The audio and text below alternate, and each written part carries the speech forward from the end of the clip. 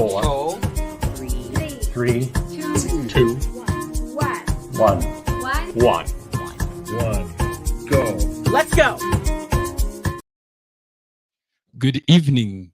Joining you from Nairobi studio, my name is Joseph Kechula, and I'm excited to be your host this year's Give Work Challenge.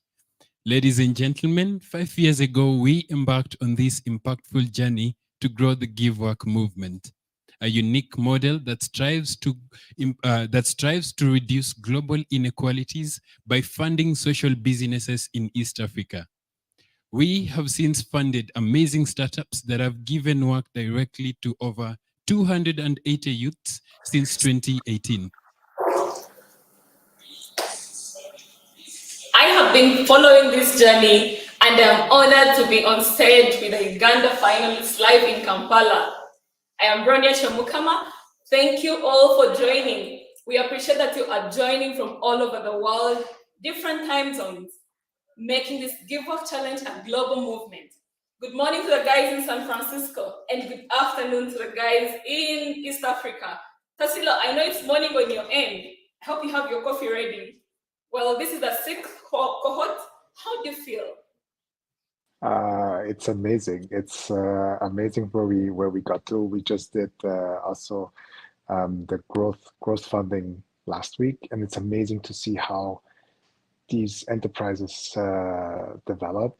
So it's really cool to see the work that you guys are doing, but more important, it's really cool to see all the businesses that are created and the wide variety. And I'm excited to see what we're going to see today of enterprises that each one of you is creating, and most importantly, where you're giving work. So I'm pretty sure that wherever Lila is, that's like one day where she may be peeking back on us, and she's for sure very excited to see what we're going to see today. Yeah, I believe she will be excited indeed. Thank you so much, Tassilo. Ladies and gents, just to clarify that in April, we received over 100 applications, and our summer juries have walked a 2-round rigorous journey with the applicants to bring us down to the 7 finalists. Wow, oh wow. And the 7 finalists will be pitching their business ideas to our live panel of judges who will make a decision on the 14th walking away with $6,000 US. Say that again. Each in grant and the year of mentorship. Please meet our finalists.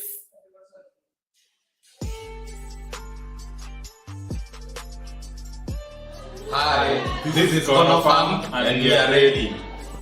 This is our City Food House. We are ready for the grand finale. Hello, this is Team Zabu Snacks and we are super ready. Hi, we are Mawaja Creations and we are ready. Hello, Lela Jena Foundation. We are Atafric and we are ready.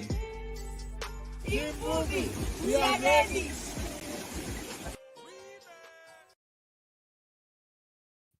Indeed, I believe the team is ready.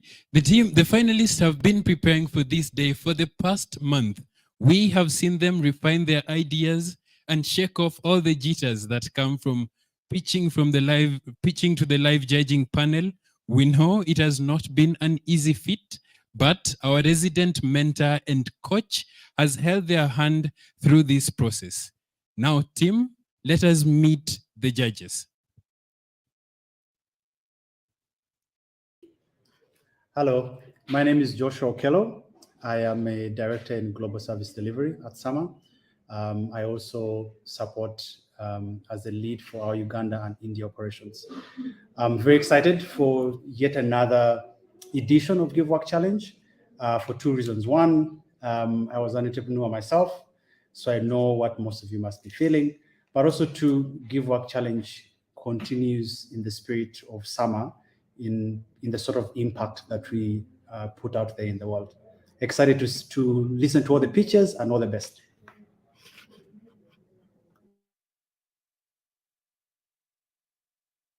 Hi, my name is Ivy Wanjiru. You can better call me Just Ivy Africa. I am Kenya's top business influencer. I'm an entrepreneur myself. This is my second time at the judges table for Give Work Challenge, and I'm so excited to see your pitches come to life today. I've learned so much over the past few days trying to go over your businesses, and this is going to be super. So thank you for having me.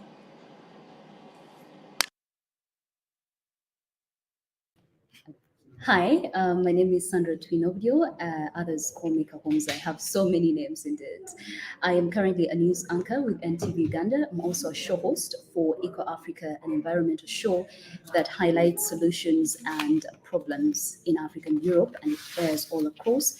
I'm also the founder of UAE. Now, UAE is working towards addressing the unemployment problem that we have in Uganda through collaborations and also partnerships. It is my very first time to be here, and I'm super excited. One, because I am a young person myself, and I'm working closely with young people. And on several occasions, I've covered stories. I was particularly excited to see, pictures from Kano Farm, for example, for snails. I did do a story on that, and I had different reactions in Uganda, So I'm excited to hear from them and see what they bring to the table, and also learn. Excited to be here. Wow. Thank you, judges. I know you're very eager to have our pitches run, and let's kick off the stage with Mawaja Creations from Uganda. This team is revolutionizing the industry by using plant-based substances and textile waste to address the fast fashion and climate change. Take it away, Mawaja Creations. Hello, Give Work Challenge. I am here today seeking for $6,000 for a production expansion to meet our product demand in Uganda, Canada, and the rest of the world. At the age of 10 years, I started working in second-hand fashionable products in the outskirts of Masaka in Uganda to raise school fees and make ends meet. During the process, I realized that clients did not buy all fashionable products because most of them were drained. On the other hand, Uganda is fortunate with its food basket as matoke as staple food, where only the fruit is considered. Both drained fashionable products and the rest of the plant are disposed of, ending up in landfills where they are burnt, thus causing negative implication to our environment, marine life, and our farmland. I am Dima, founder, Mawaja Creations, revolutionizing the fashion industry using plant-based substances and textile waste, producing commune fabric, an innovative fabric made of banana waste, a tangible textile solution for cutting emissions from banana production, landfill fashion waste, and mitigating challenges in fast fashion and climate change. We are B2B and B2C business, selling to both craft and fashion stores and individuals who love fashion and sustainability. We work with young people from whom we train and equip with skills through the Hands and Skills Training Program on how to develop innovative and sustainable fashionable products while extending the value of textile waste. We work with banana farmers from different communities as we procure banana fibers and improving their social and economic status. I am convinced of the greener future ahead of us. Join me as I revolutionize the fashion industry using plant-based substances and textile waste. Thank you.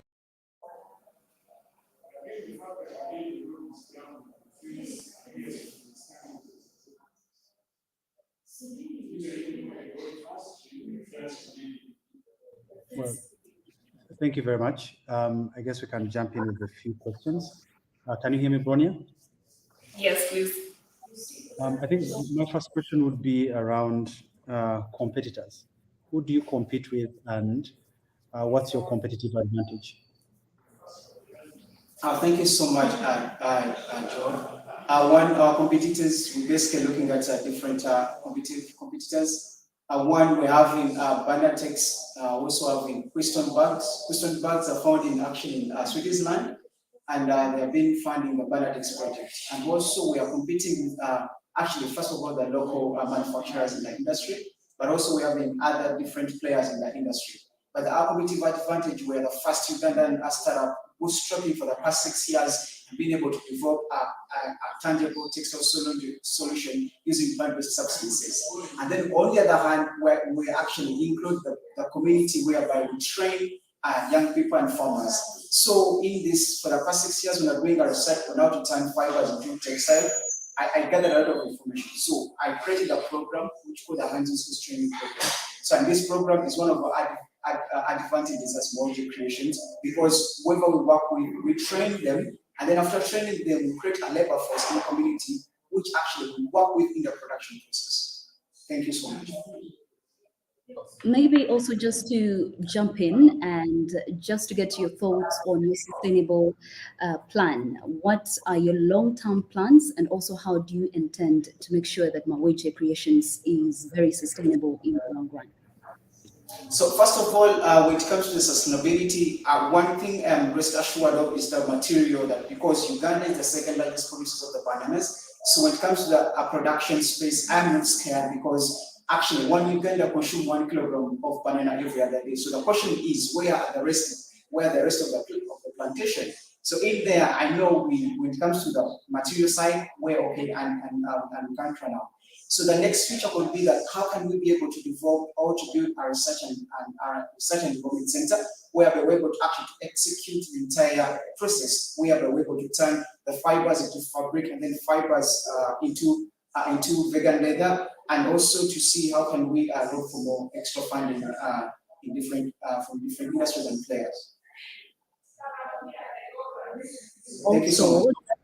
Staying with you, Mawaja, I just want to pick your thoughts on if you win the money, for example, how do you intend to create a ripple effect? The Give Work Challenge focuses on, giving more, creating more jobs for more young people. How do you plan to scale up impact? Thank you so much. So our plan, first of all, we are planning to scale up our production. So in our production, we're aiming to train 4 extra experts with us. And we are going to use an expert to train these young people how to weave. And weaving, it's a lifetime skill. And also we are planning to actually train 2 extra tailors, and where we'll be able to actually equip them with tailoring skills and also designing skills. Myself, I'm a designer, so I'll be among the trainers who'll be able to train. But then go back to the community. We are looking to work close with 50 young girls and also women who will be able to extract the fibers. And then in the process we're hoping to work with border cyclists who will be the one who will actually be able, who will deliver all these raw materials to our offices where the production will be taking place. And then in the long run, we are planning to extract close to 20 kilograms to 20 million tons, 20,000 kilograms of banana fibers, and also planning to weave close to 150 meters of the fabric, which will translate to 1,000 bags at the end of the Thank you so much. With you, because I am very interested in what you're doing exactly, but I just want to pick thoughts on who you're and what sets you up.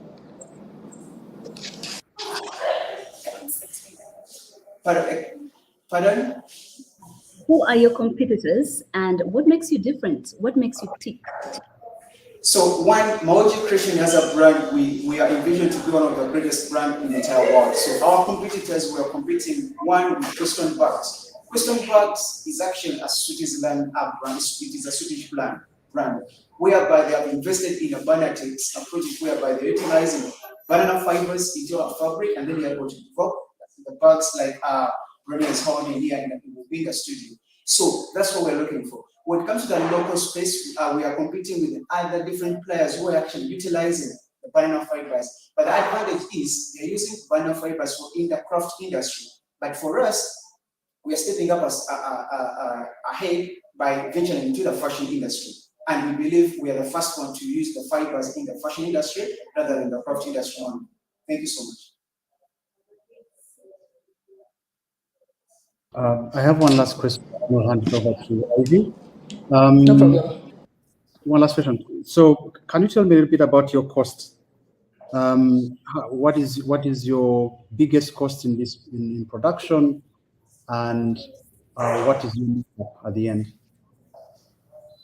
I did not get the last question, but I got the first question. So let me first answer the first one, then I believe we'll repeat from the second one. So the cost of production, basically, right now it goes into machinery, because some of the machine we outsource some of the machinery we use to do our production. And also when it comes to the actually collecting the materials from the community.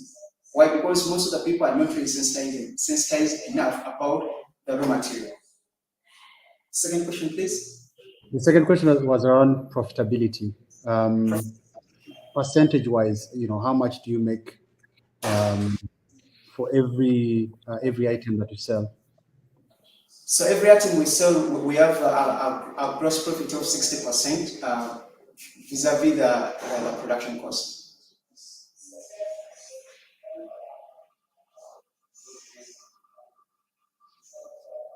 Okay, thank you. I think I really admire what it is that you've done and how far you've gotten your business. My question is on certification, because you're claiming sustainability. Are there any particular sets of certification you should be getting, or you already have, maybe an EWG certificate or something to cement your claim on the fact that this banana fiber is sustainable? Thank you so much. We actually, 2 weeks ago, I had an opportunity to meet one of a standard officer from Uganda National Bureau of Statistics Standards, and we have a conversation there. And also, another certificate we are looking up as Mawaja Creations is called the Big Corp certificate, and we've been doing a research, and now we're able to acquire one. And then we noticed in Uganda they don't have an office. They have an office in Kenya, and soon we're planning either to visit or to send an email to have a further conversation. And also been having an opportunity to have a conversation with one of the UK sustainability leading manager of Meta to help us. How can we have other players in the industry to help us understand how to acquire the certificates? Thank you so much. And in terms of volume, in terms of your sales currently, how much are you selling? Can you try to be a bit specific? How many bags do you sell? I see you just do bags. What are your sales volumes? Like, how much are you selling? Do you sell 10 bags a day? Do you sell 100 bags a day? At the price point that you had mentioned, yeah. Okay, thank you so much. Currently, our sales volume are still low because of our production level. We have clients who are ready to take on the product, but then we cannot give them the product because it's not really available to our production. And so currently we're able to actually give out 10 bags in a span of 1 week, depending on the client who actually ordered. Because basically we are a business which actually do B2B and also leveraging the B2C. Thank you.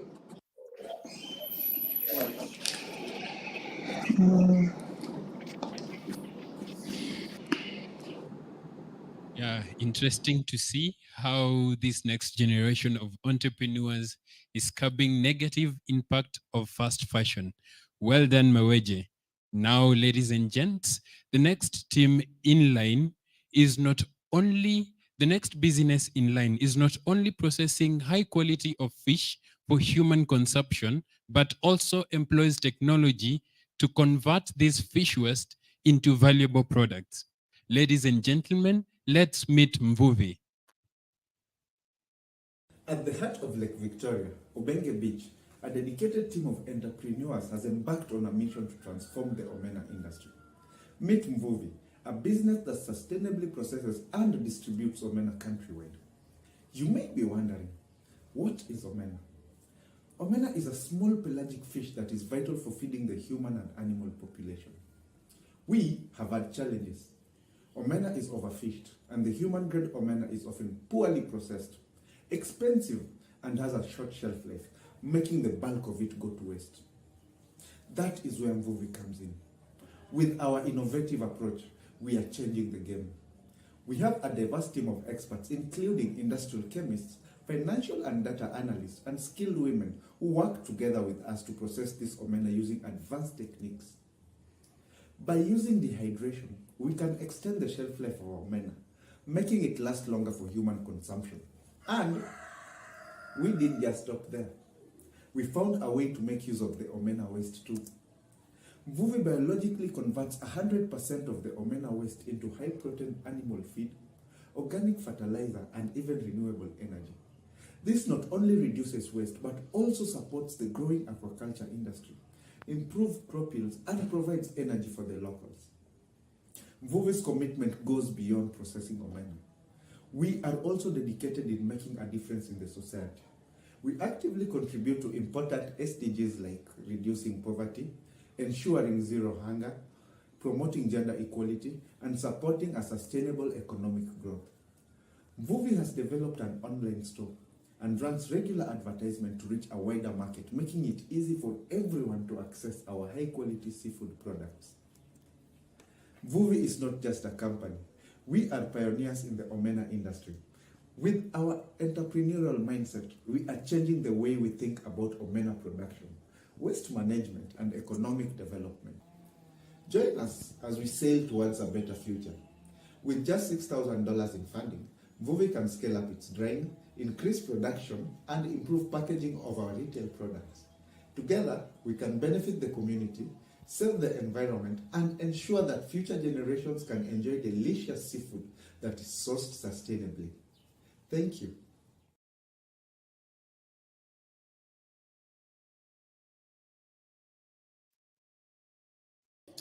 Thank you very much. Do you want to start? I could go fast, and maybe. Thank you so much for that wonderful. And I like the fact that you have a sustainable plan and the like. And you mentioned quite a number of SDGs that you're contributing to: zero poverty, zero hunger, reducing poverty.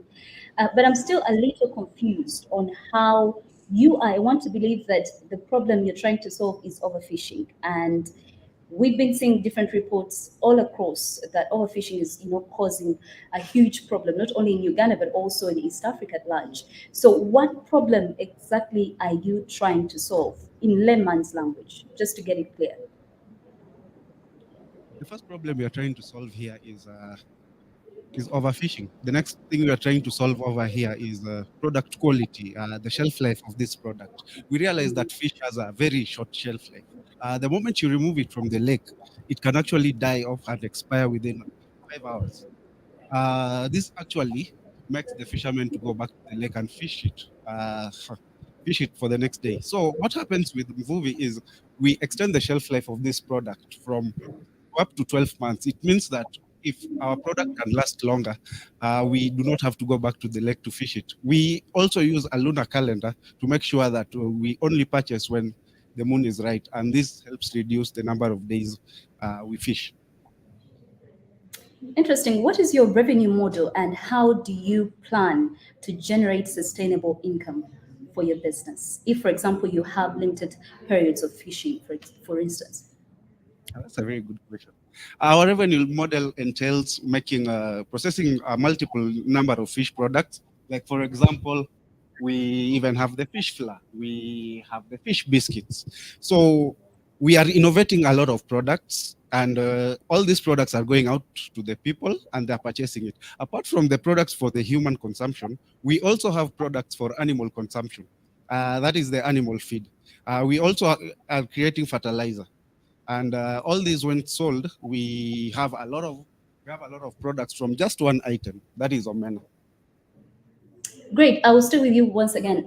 6,000 on the table and 5 years ahead. How is Mvuvi looking like? 5 years from today, we hope that Mvuvi can actually spread its impact from just one small beach to all the beaches across Lake Victoria. This is going to help us put in so much impact on the lake. Yeah. Okay, thanks. You said you basically have like three products. You have a product for human consumption, you have something for animal consumption, you also have fertilizer. Could you run us through the numbers in terms of what percentage of your revenue comes from each of those products? And also maybe in terms of sales, how much have you sold of each of those different things? And then lastly, what sort of profit you make from those three different products? Our major product is the sun-dried omena. This is when the omena actually arrives. So once it arrives, we sun-dry it. After it being sun-dried, we are going to have all these other products. So what happens when Omena, please repeat your question. So you basically have three products, so to speak, that you have. You have something for human consumption, the omena. You have something for animal consumption. You have fertilizer. I wanted you to enlighten us on the economics, right? So how much of omena do you sell versus fertilizer, right? Where are you getting most of your profits? And if you're getting these profits, how much in terms of percentage or markup is that? Does it make sense now? Yeah, it makes sense now. So most of our products, most of our profit comes from the sun-dried product.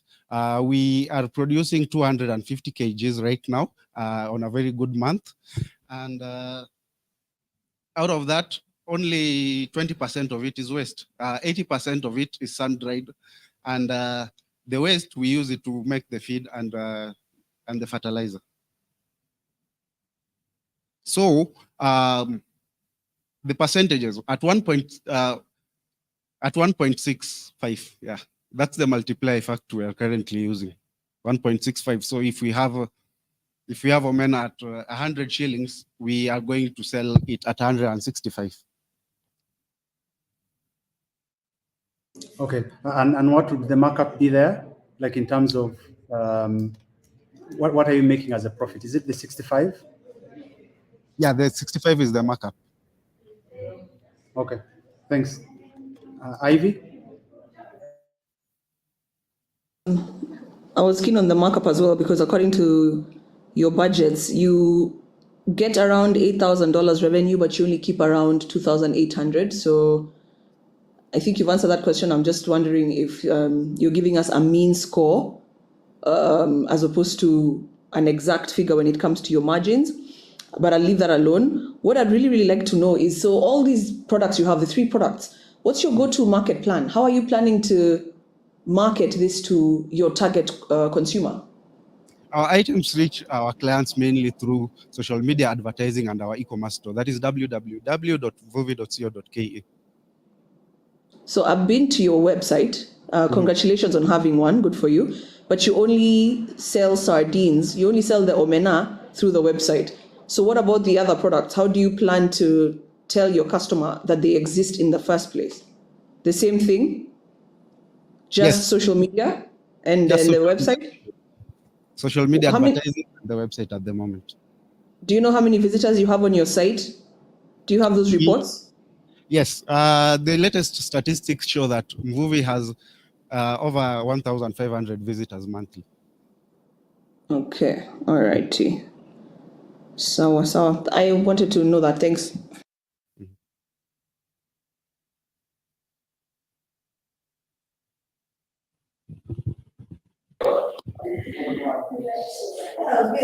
Wow, the features are getting tougher. I hope you're putting on your thick skin. Bravo Team Mvuvi.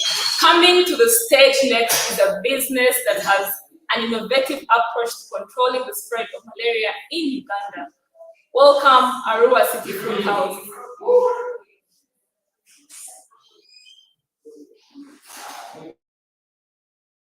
Hi, my name is Maguma Totwales, the CEO of Arua City Food House. Well, I'm here to tell you a story about malaria in Uganda. According to the World Health Organization Epidemic Report 2022, Uganda was ranked the 3rd highest malaria contracting country in the whole world, with over 19,600 registered deaths in the same year. Well, what does that mean? That actually means anyone living in Uganda or anyone coming to Uganda has 100% chances of contracting the deadly malaria disease. Since I've been affected by malaria countless times, me and my team came up with the mosquito repellent scented liquid candles, which are made organically from farm harvests, which include vegetable oils like simsim, groundnut, and pumpkin seeds, which are mixed with water, and mosquito repellent plant oils like eucalyptus oils and lavender oils. Well, our customers for the products are mostly the rural and urban homesteads, restaurants, and hotels. But besides this, of course, in the market, there are many other mosquito fighting products, which include the mosquito coils, mosquito nets, and all that. But we added value to our product to make it affordable, since we use cheap organic materials for making our products. Then our products are also environmentally friendly, since we recycle the packaging materials in order to have an impact on the environmental growth of Uganda. And then besides that, our products are quality, since we have purely organic products made from farm harvest. And of course, in order to achieve all this, we have a very beautiful, skilled, and very educated team of 5 employees. Me being the CEO, we have a business development manager, we have an accountant, we have a sales manager, and we have a production manager. And we make money for the company through profits generated from the sales that we make to customers. We also do apply for grants and partnerships, and that is why we are here to pitch for a grant of $6,000 in order to buy better machinery to scale our production, so that we can achieve our 5-year goal of ending malaria and reaching out to the whole of East Africa with our products in order to totally have an end to malaria.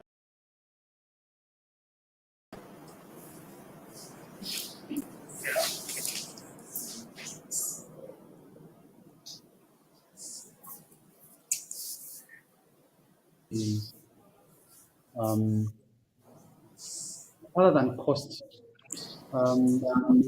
why would I buy your products? Come again, I didn't get you well. Cost, why would I buy your products? What is different about your products versus what's available on the market?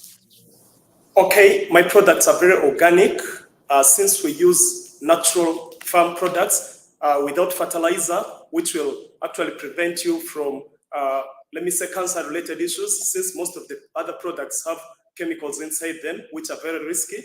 Then my products are also affordable, because I use mostly organic agricultural farm products, which I grow myself, so I incur less costs that make my products to be affordable. Then my products are environmentally friendly, since where I package them are recycled tins, which has a very positive impact on the environment in order to positively affect agriculture and all the other factors of the environment too. Thank you. Okay, so for products like this, you ideally need to have some sort of certification. So from UBOS, for example, UNBS, and because you're dealing with chemicals, I suspect you'd also need something from the National Drug Authority. Do you have these? Yes, I do have. I have certification from National Drug Authority. Then I also have UNBS stamp on my products. So I am legally selling my products since I've been approved by the bodies that are responsible for me to make sales. Thank you. Okay, thank you. So your products are really giving your clients, they're very affordable. But I just wanted you to paint for us a clear picture on, once again, like he mentioned, because I still can't quite put a finger to it on what makes yours special. Because there are quite a number of products like yours on the market. What makes yours special? And what are your clients actually saying about your product? Actually, my clients appreciate my product because, one, my products are very affordable, as I said earlier on. Then the second bit of it is, I think my biggest competitor right now is the other electric mosquito repellent, and I feel my products are better for my customers because my products are very natural. They don't need electricity to use my products, so it can be of use to the rural poor who don't have electricity. So that's why I feel my products have a better market out here than other products which also demand other costs. Thank you.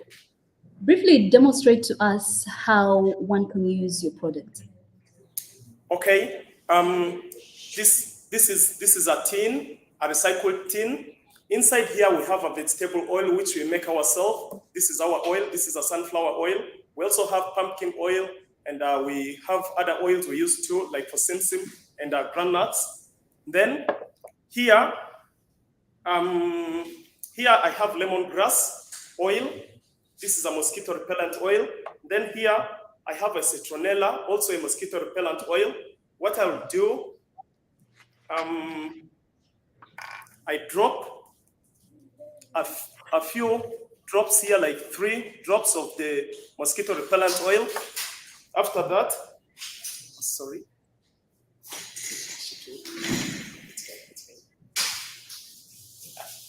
All right, thank you. No, it's okay.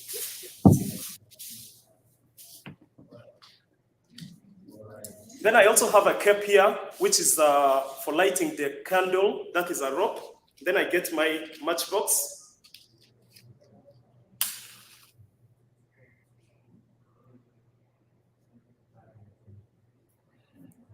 And I light it. So the smell that's going to come out of it is going to be the smell of the citronia. Then the smell is the one that's going to disperse all the mosquitoes around here. Thank you. Well, you see, you said this product will benefit people in the rural areas, right? But Yes, then sir. we know how most of the accommodation houses are usually, and this involves fire, a candle, more or less fire, really. So what are some of the risks that you have, that you've experienced as a business, and how have you been able to mitigate them? Okay, of course, we also give advice for our customers to let them know that they should use these products in areas which are not reachable by children. Then besides that, we have a plan of getting better materials so that we can have a glass to cover this, a glass that will have aeration holes around so that the air can, the smell of the candles can go out through the aeration holes that we're going to make in the glass. So that is what we hope to do in order to make sure that the fire doesn't disrupt our customers. What's the vision for your business, and what is your long-term goal? How do you intend to scale up impact and employ more young people? Because that's the goal initially. Okay, our vision for the business is to make sure that we have a total end to malaria in Uganda and East Africa at a later time, since all the East African countries suffer malaria too. Then, of course, our goal as the business is to make sure we do more research into getting more other affordable products that are going to not only fight malaria, but other epidemic diseases too. Like here, we have our salted repellent. This salted repellent is also in some way or two fights malaria and also fights flu too, since flu is also a big problem here. And the smell alone is totally 100% eucalyptus, which is good for fighting mosquitoes and also for fighting flu too. So our long-term goal is to make sure we provide the best mosquito repellent or the best epidemic medicines that are going to be locally made in order to have a total end to malaria in East Africa in the next 5 years. One final. Do you have any questions? One final question, then I'll hand over to Ivy. Why hasn't anyone done what you're doing now? I feel maybe they haven't researched enough to do what I'm currently doing. It's the research I did that made me to come up with this. Okay. Ivy? Thank you. Great presentation and a very novel product. Congratulations. How effective is it when you compare it to the regular ways of the regular repellent methods? How effective is it? Have you tested this? Yeah, I've tested this, and it has been tested by the National Drug Authority and Uganda National Bureau of Standards. They found it effective. That is why I got the certification. I feel it's more effective because it doesn't require like other repellents we use. The other repellents we have in the market, most people smear on their bodies and all that, and they also have a chemical component inside it, which I feel is not healthy. Our product is very organic. That is why I feel it should better be used instead of maybe other products that are out there in the market. Thank you. So just to add on to that, then, can you talk numbers? I don't know if you've mentioned costs. How much does it cost you to produce this? How much are you making in terms of your revenues, and what percentage profit margin do you have on these products? Okay, in terms of percentages, well, my total production cost for this is supposed to be 500 mils. My total production cost for all this goes to around 7,600 Ugandan shillings, but I sell this one at 10,000 Ugandan shillings, so that makes me get a net profit of 2,400 on each I sell. And the customer can use this for 1 full month because you only need around 3 drops every night. So that is how I make profits from the products. So what's your key product? I'm even seeing our fellow judge, Mr. Wahiga, asking, so what is your key product? My key product is the mosquito repellent oil. The oil? Yeah.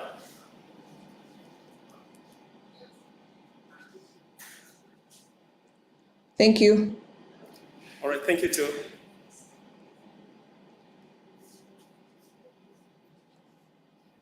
Yeah, thank you, Arua City. Now, period poverty in rural areas is a stark reality where it limits individuals from accessing the right sanitation, which we see how it affects individual health and even education.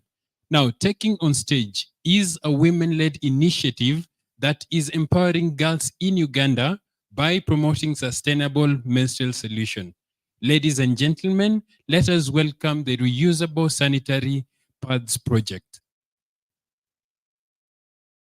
Hello, I'm Caroline, founder of the Reusable Sanitary Pad Project. Growing up as a teenage girl, I faced a lot of challenges during my menstruation due to hormonal imbalance that would make me bleed for 3 to 4 months, and this really made my life miserable. I used the disposable pads for some years, but they later became expensive and I was disposing a lot of wastes. I was later introduced to the reusable pads by a friend at the university, and they really worked for me.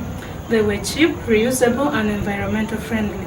This inspired me to partner with a colleague to start up this project to help out girls in rural areas who have limited access to menstrual pads due to poverty, lack of available materials, and cultural stigma. This has led to increased number of school dropouts, absenteeism in schools, and this all have long-term effect on the future of the girl child. Our project provides a sustainable solution to these problems by number 1, conducting menstrual health and awareness to school-going girls between the age of 10 to 19.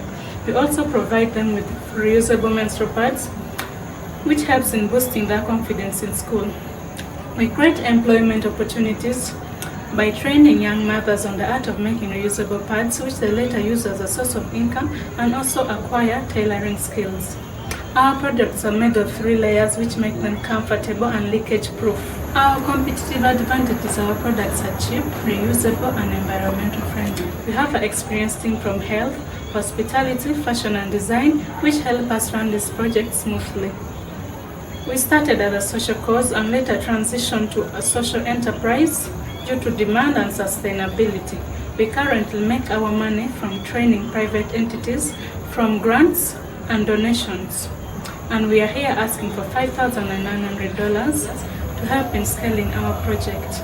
Join us in supporting our initiative of keeping the girl child in school and empowering our young mothers in the local community. Thank you.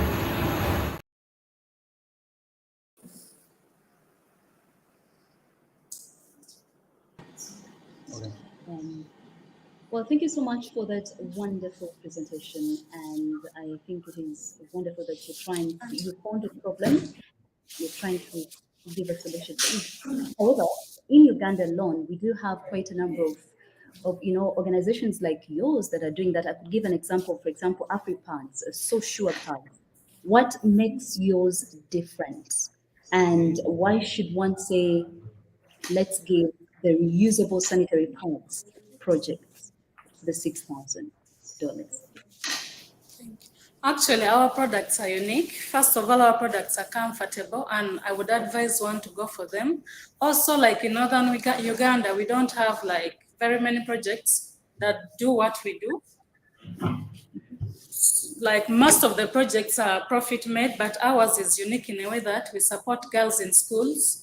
We also employ young mothers which reduces on poverty. And we have also helped in keeping the girls in school. Actually, when you keep on talking about keeping the girls in school, this is a problem that most Ugandan schools are facing. And you did mention earlier that there are not so many projects that are doing the same in Gulu. Are you planning to keep the projects, in Gulu? Do you have any plans of pushing it away from Gulu City, or it's just a Gulu City project? Actually, we have a plan of expanding our project to like 3 more districts in northern Uganda. And when we expand later, we have a plan of expanding it to other regions like Eastern and Central, not only northern Uganda. Well, when I read through your page, you did say you are planning to reach 5,000 girls. And I'm just curious, how many girls have so far benefited from this project? 600 girls in 2 schools. Okay. So you're looking to benefit more, help me out here on the math, more 4,000, 4,200, 4,000 something? How would you plan to do that? Actually, our target in the next 1 year is to reach those 5,000 girls, and we have so far only reached 600. We were doing it as a social cause, but later we realized that sustaining a social cause is really hard. So we decided to turn into a social enterprise, sell our products, and use the profits to help out these girls. Because our target was to reach the 5,000 girls last year, but we failed due to limited funds. So this year we decided to extend our products to the local market so that we can generate more revenue and reach out all these 5,000 girls. And when we are done with that, we shall expand to other districts and reach other girls. Interesting. Yeah. Thank you very much. Could you explain to us your revenue model and how it is going to help you reach these other little over 4,000 girls? Actually, when we started this project, we got a seed grant of $2,000, and that is what we used as our starting capital. But later we failed to get donations, so we turned into a social enterprise and we started training private entities, because in Gulu we have quite a number of community-based organizations, and they always outsource for trainers, and they always hire us. We go and train the girls on the art of making reusable pads, where we charge 500,000 Ugandan shillings, and that is how we have been making our profits currently. And in the next 6 months, we are to introduce our products to the local market, to supermarkets, and any other interested person to generate more revenue. Let me look at one of your products. Let me just look at it. This is a very touchy subject for us, the ladies. I just want to see how it looks like. And I'm just hoping I can see a little closer. What is the reusable pad made of? Actually, this red part you're seeing, this is a leakage-proof material, whereby when you use this, the blood cannot go through it. And in the middle, we have the absorbent that absorbs the blood. Yeah. And on top, we have the fleece, which is very comfortable.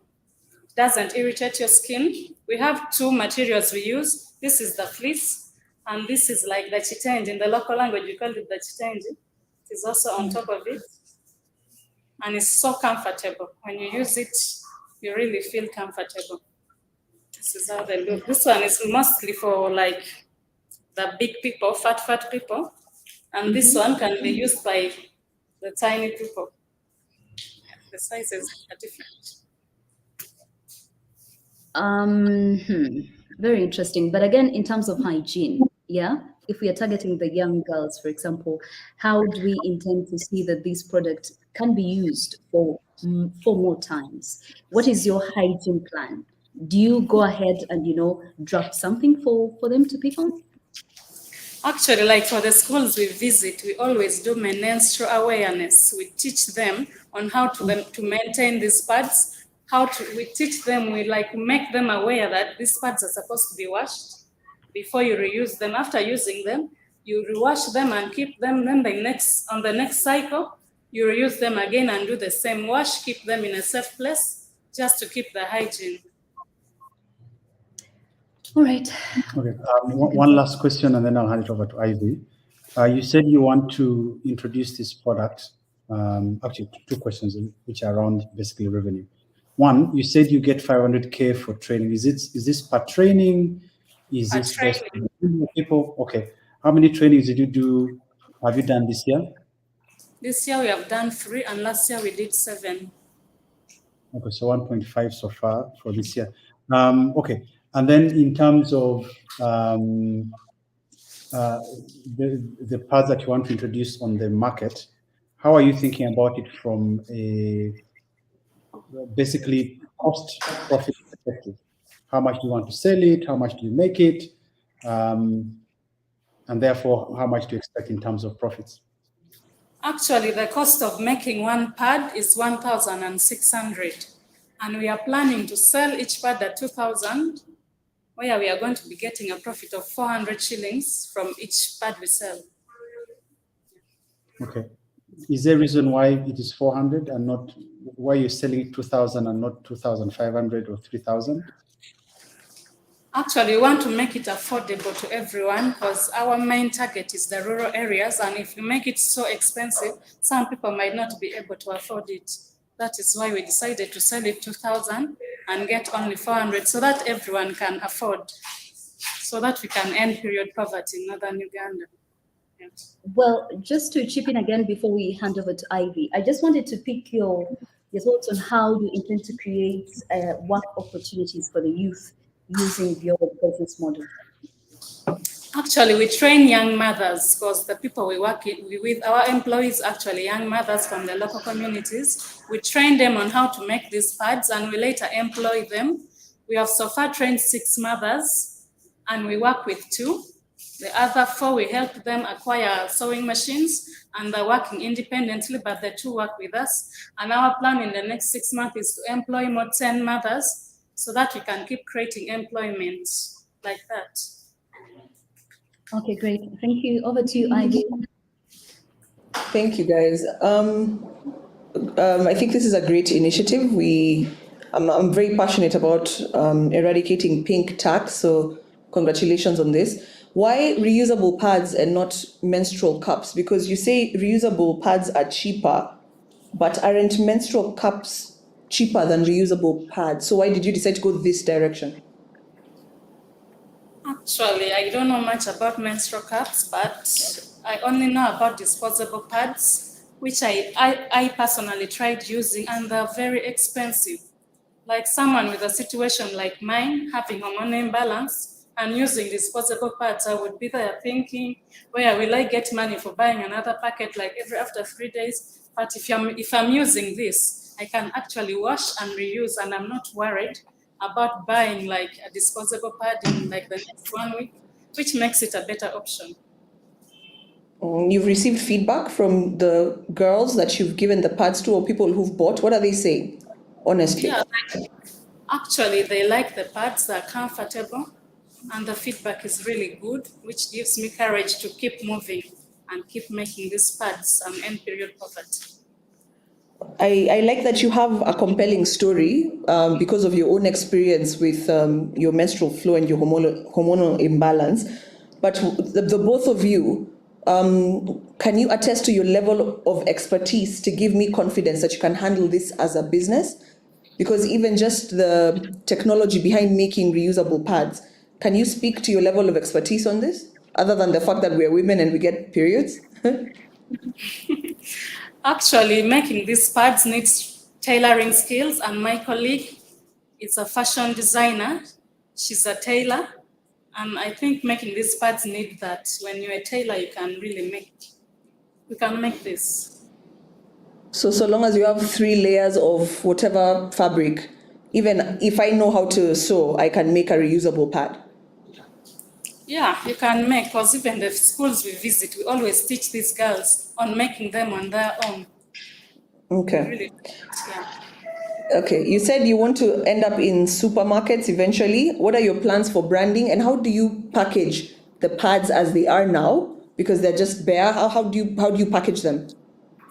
Actually, we have packing bags that we use for packing them, but when we enter the local market, like the supermarkets, we need a better packaging. That is why we are in this competition with your help to brand our products in a better way that can attract Right then. Yeah. Thank you.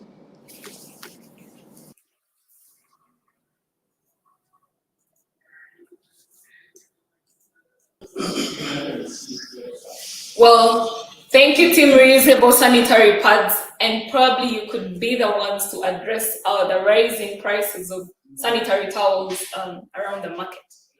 Well, moving on, with the rise of creative art services and products, creatives in East Africa are struggling to make a living. Atafric, coming up next, might just have cracked the code for them. Hello guys, my name is Meja Mzee. My partner Andrew Mzee and I are the founders of Atafric, and we are finding sustainable solutions for the creative economy. You have to agree that art in its very essence is sustenance. It is a basic necessity, just like food and water. Unfortunately, most of these creatives can't even put food on their table, leave alone generate enough income for them to create more. We at Atafric are empowering these creatives by giving them an online platform where they can connect, collaborate, showcase their work, and eventually monetize their passion. Our website is easy to use. Just create a profile, upload your products, and start selling directly to your fans and customers. A very good example of the impact that we have created is a lady called Soni, who went from making 30K from a physical store at Masai Market, now currently making over 100K a month just after onboarding Atafric, selling both her physical and digital products. We are solving the problem of limited opportunities, fragmented support, and financial constraints that these creatives usually face by giving them this platform that can enable them tap into their amazing potentials.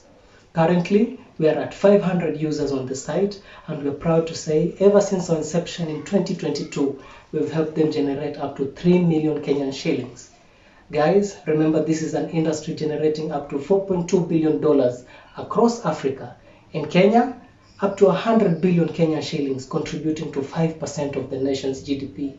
And this number is estimated to grow to 10% by the year 2025. We at Atafric, it's a small contribution to the amazing impacts that art has on the lives of people, including educating and entertaining and providing employment for the many youth out here in Kenya. So we are asking for this $6,000 grant that will help us to do amazing technological upgrades and also an aggressive market outreach so that we can help many people like Sony. Kindly join us to transform this amazing industry. Thank you so much.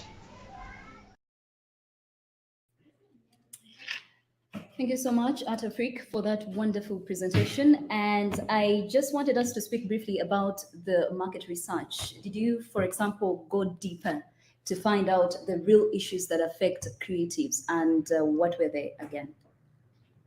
Yes, thank you so much. A lot of problems that the creatives usually face are financial constraints so that they can create more, and also limited opportunities in regards to local platforms that they can tap into. We realize that a lot of platforms that creatives use to distribute their physical and digital products are international. So we wanted something that could be localized in regards to the problems that local artists face. Financial constraints, limited opportunities, and also fragmented support, where from our platform, we enable them to connect and collaborate, which can enable them to tap into their amazing potentials. You know, when you speak about artists, I'm a little confused. Does that also include the musicians as well? Yes. When you talk about artists, it's generally all creatives, from musicians to painters to digital artists to poets. And our platform enables each and everyone to sell their physical and digital products. For example, a person like me, I'm a musician, but at the same time, I do paintings, I do poetry. So we wanted a one-stop shop where they can sell anything and everything. Now, I just want you to give me some clarity, and I want to speak specifically for the musicians. I know that the issue of copyright is one of the biggest hindrances to the success of artists or musicians that we have in Uganda and even Kenya as well. So do you have a plan to see that this is addressed? Because that's usually the problem. A lot of us get to consume their product and we never pay for it. How do you plan to navigate that? Currently, we're already doing that. We have made sure that each and every digital product is encrypted. Whenever you get a download that you've paid for, you cannot share it anywhere. Whether you have it on your WhatsApp or it goes to your email, it's encrypted in a way where you're the only person who can listen to it, bounce to it, have fun to it, but you cannot share it with anyone. So we've really focused on the encryption part. No sharing, it's just for you once you buy. Well, how are you dealing with the issue of the attitudes? You know that people will say, if my song is not played on several radio stations, then I will never be heard. The downside of keeping that product private, so protected. How are you dealing with that attitude that we have as East Africans?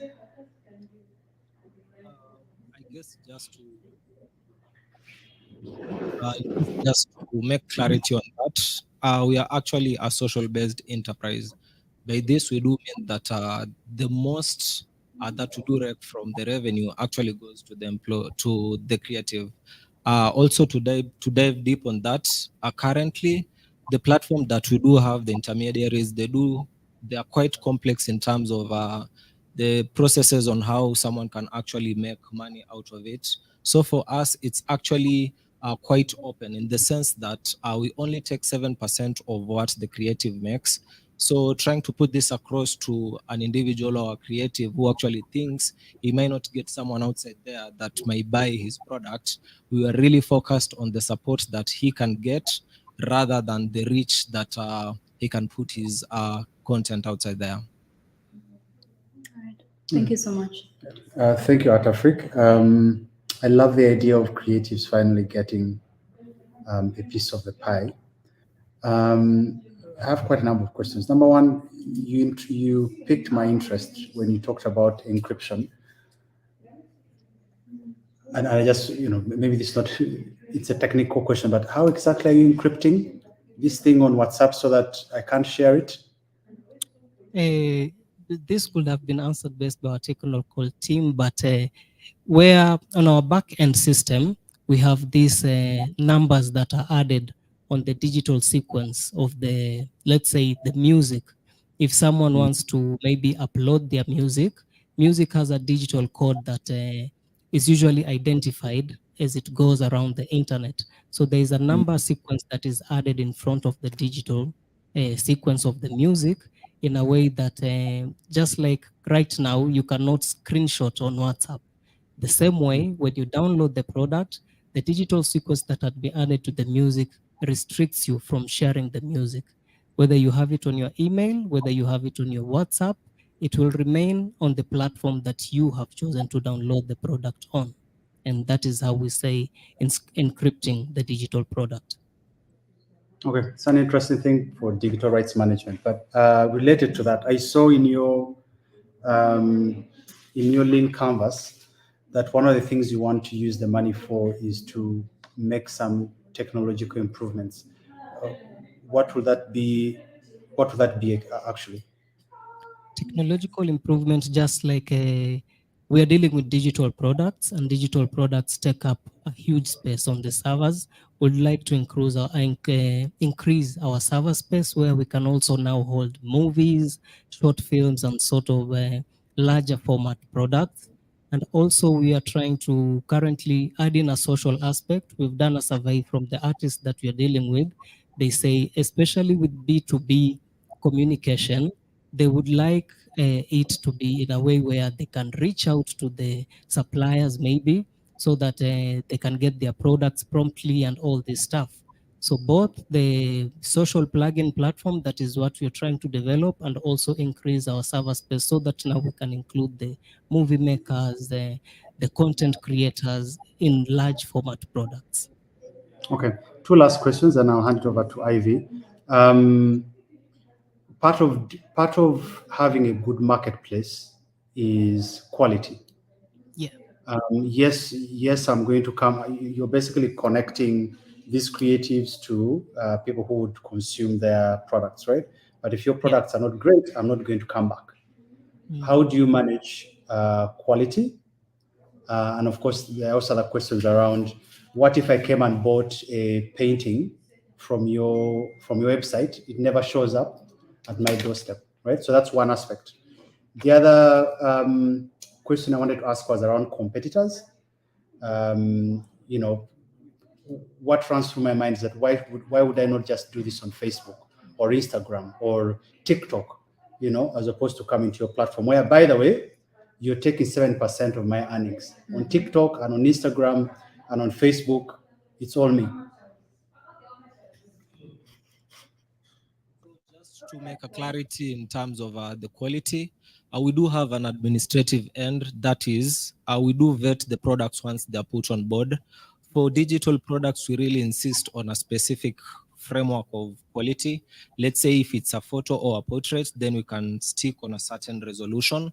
If it's a song, we would advise, since right now we are struggling in terms of capacity constraints, I would advise maybe a certain snippet of the song or probably a certain proportion that will actually be successful in terms of uploading.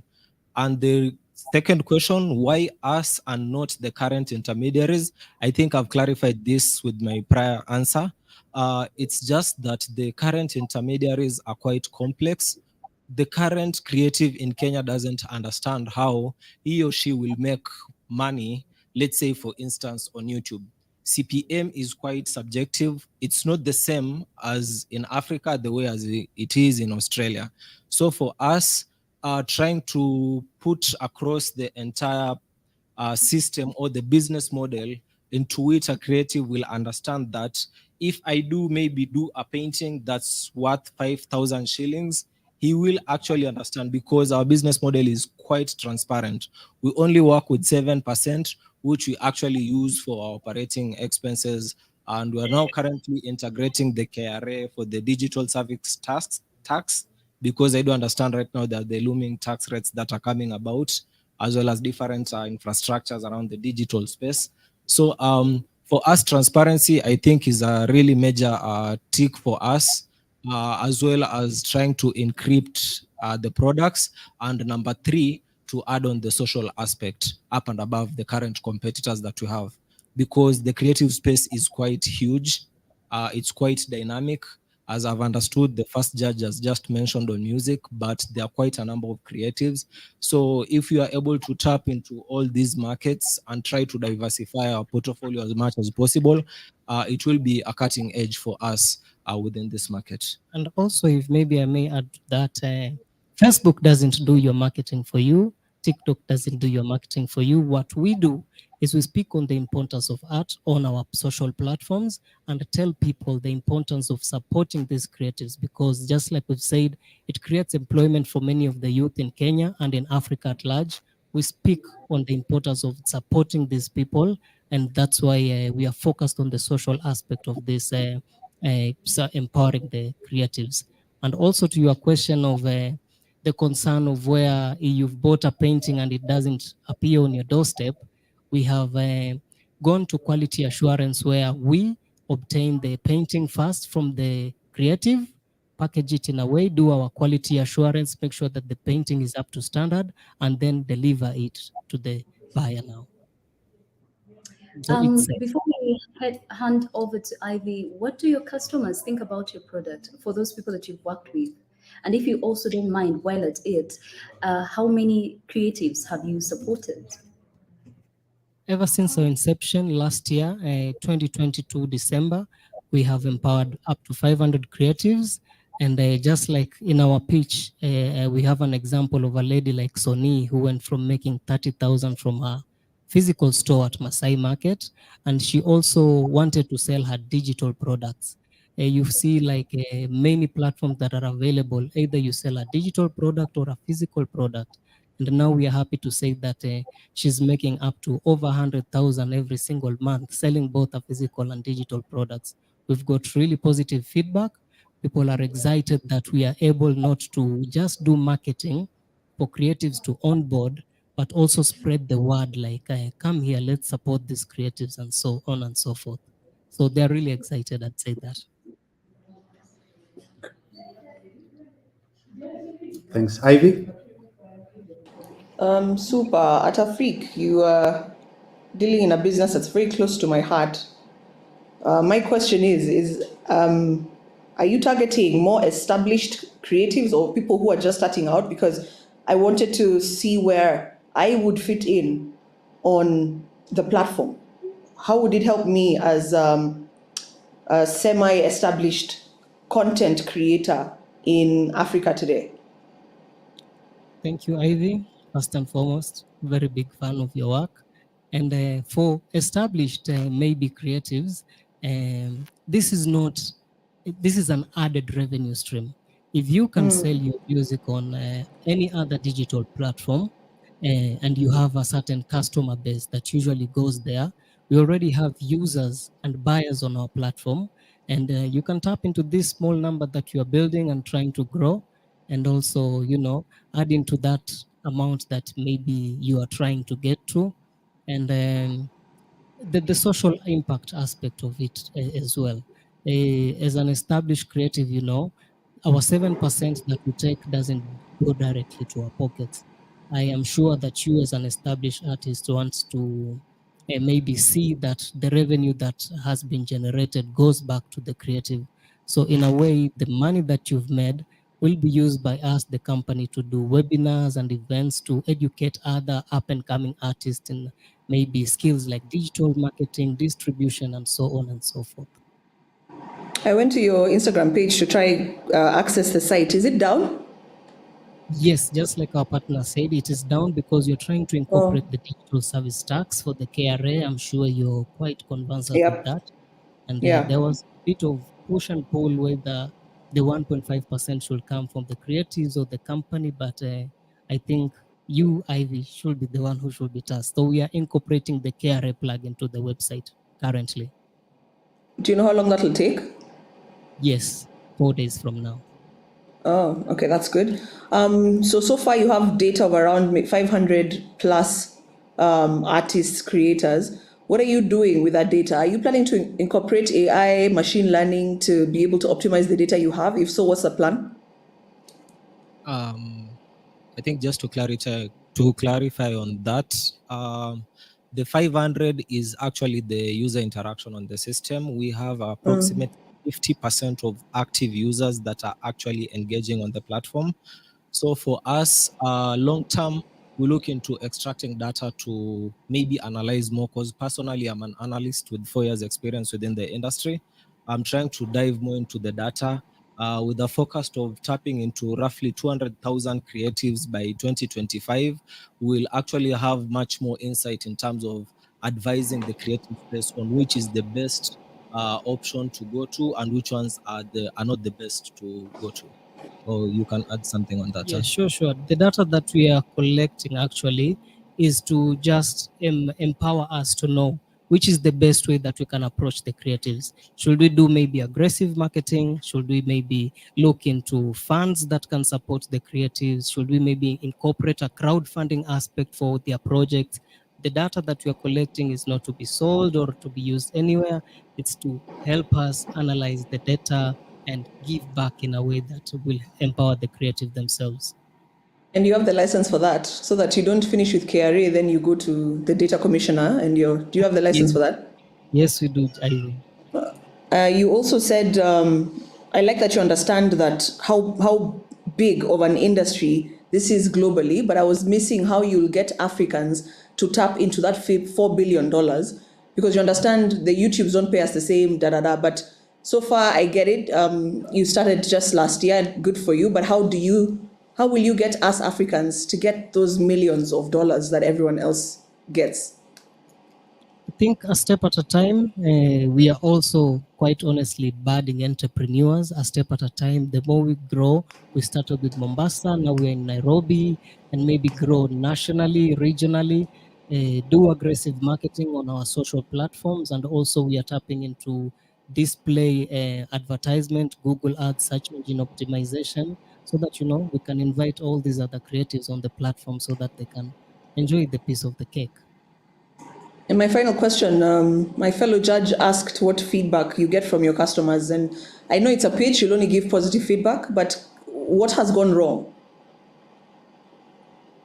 I think what I can say as in has gone wrong is that we do have this perception, especially. Oh, sorry, you have to complete your question. Yeah, no, please. Yeah, what has gone wrong other than KRA? Yeah. Just to make a follow up on that, there's this conception that once you start any business, it will actually bloom. It doesn't mean that all the creatives actually on the platform make something, and that's why we have given a 50% estimation of the 500 who are actually active users who are transacting. We have collected feedback from a few of the vendors on the system, like for instance, we cannot put this and this, and it's part and parcel of the data that we're actually analyzing with the CEO, trying to understand how we can also put these other vendors outside there on the market, because our target active user interaction should be actually hitting like 90% by the end of 2023. So it's an ongoing discussion that we are having, and we are trying to see how we can close that gap from 50 to 90%. So currently then your customer acquisition cost is very high. How much is it? Customer acquisition cost is not that high actually. Not that high. Because Oh, yeah? let's say, for example, on Facebook, when we do aggressive marketing, like we use 10,000 shillings for a week to acquire a customer, we usually get like 10 customers, and from the 10 customers, you can have them, people who are transacting up to 50,000, 60,000 a month. So we see the KPIs are quite affordable, and also the customer acquisition is quite affordable. If you're using 10,000 to get 100,000, then I think it's quite going well. All right, thank you. Thank you. Yeah, amazing. Thank you, Atafric, for sharing with us about your product. I don't know. Should I? Yeah, I see Jajuahiga has joined us. Jajuahiga, do you have any comment? Yes, thank you very much. Can you hear me well? Yes, we can. Okay, great. So Atafric, thank you guys for being here. I know you guys have been here for a bit, and it's good. I think my question is, number one, you talk about your product being the platform that helps creatives financially, right? Pardon? We can't get you quite clearly. Yeah, we can get you. I'm saying you, okay, let me see. Can you hear me well now? Okay, good. I'm saying you're the company that prides itself in providing financial, is it options or solutions to creatives, or is it improvement? It is improvement, because we quite know that there are other revenue streams to making your money off your craft. Like if you go to YouTube and you get to a certain number of subscribers, then you can start monetizing your passion. For us at Atafric, for example, musicians, once you get your money from YouTube, but you also have your loyal fans, just like us as we grew through this music industry. Most of the money that we got are from friends. People would say like, oh, I love your music. Let me purchase it for 500 Kenyan shillings. So this is an added revenue stream. This is not the only revenue stream. Okay. So do you have any financial partner with you to assist you also on the same? Currently not yet, but we are looking to, we are currently tapping into the opportunities where we are talking to institutions like Growth Institute to spread the word on how we can also maybe empower more creatives. We also have conversations with Hiva Fund, see how we can now add in the funding aspect instead of just getting money from their product, but how can they be funded so that they can create more? How many partners do you have so far, if any? I know you started last year, so maybe a benefit of doubt is okay. So how many do you have, if any? Currently, our main partner is a record label by the name Sound Sematics, where once we identify a young and up-and-coming artist who is doing really well with their music and sales, we take them in, we record their first maybe EP or album, and at the same time position them to also have, incentivize packages where they can shoot videos. Our main partner is Sound Sematics, and we also have a digital marketing partner called Apex Digital that trains most of the creatives on the platform on doing their digital marketing so that they can distribute their products aggressively. Okay, brilliant. Last question. You began last year. How much have you used so far? We have currently, with marketing, we have used around 150,000. Development of the website, we are up to Total. Yeah. You can just tell me total. The total cost. Yeah. Total cost ever since our inception has been to around 550, 600,000. That's Kenya shillings, right? Kenyan shillings, yeah.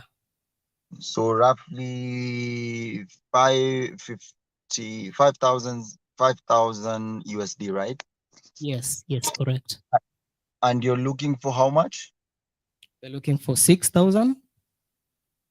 Okay, so yeah. What runway will it give you? Still 1 year or how long?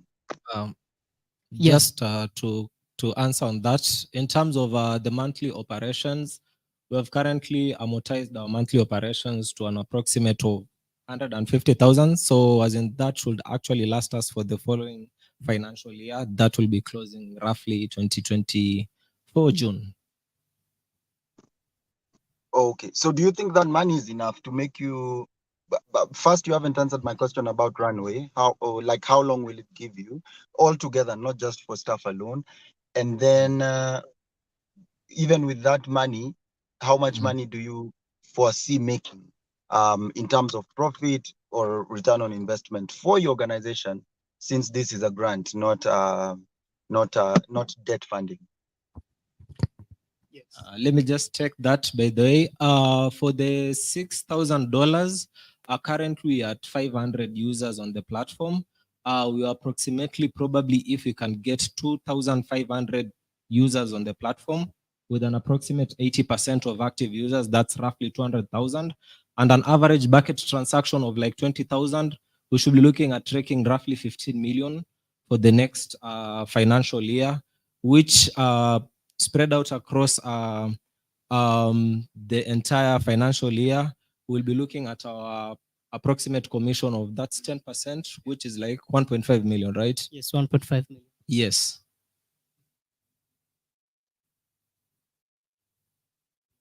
Wahiga, have we answered you? Not really, but thank you very much. I've gotten the information I need so far, though. Thank you. Yeah, thank you, Wahiga, and thank you Atafric for sharing with us about your product. Now, shifting the gears back to Uganda, this next business is showing us how snacking can be both nutritious and sustainable. Ladies and gentlemen, let's welcome the Zabu Snacks. Are you tired of compromising your health and well-being by indulging into unhealthy snacks? Or do you find it challenging accessing nutritious alternatives due to limited time and accessibility? Not only that, these snacks are typically high in calories, artificial condiments, contributing to various health issues such as obesity, low energy levels, and weight gain. Not to worry, my name is Winukwi.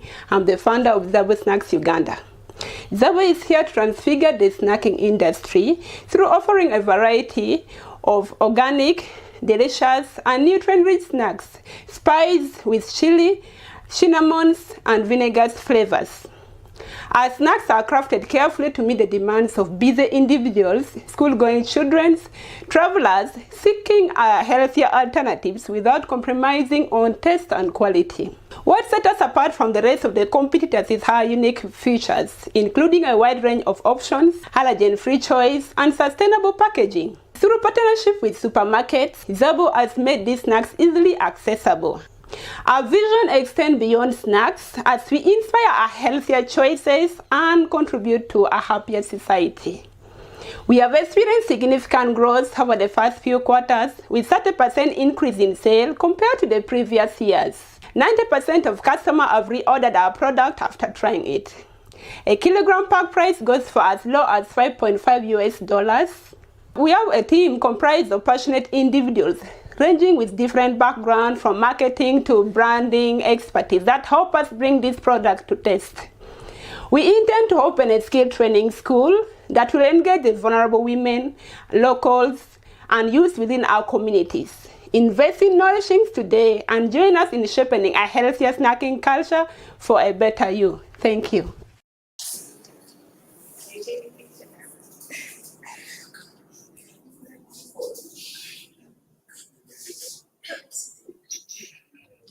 Thank you very much, Zabu Foods. My first question would be around your costs. So you said that you spend. What do you say about the 5.5 USD? Is that the price at which you sell a kilogram, or the cost of acquiring a kilogram? Yeah, so the 5.5 is 1 kilo pack, the bigger one. This is how the price goes. So the 5.5 US dollars is what we judge our product. Okay. How much do you make of that? Come again? How much do you, so if you're selling at 5.5 US dollars, how much are you making in terms of profit?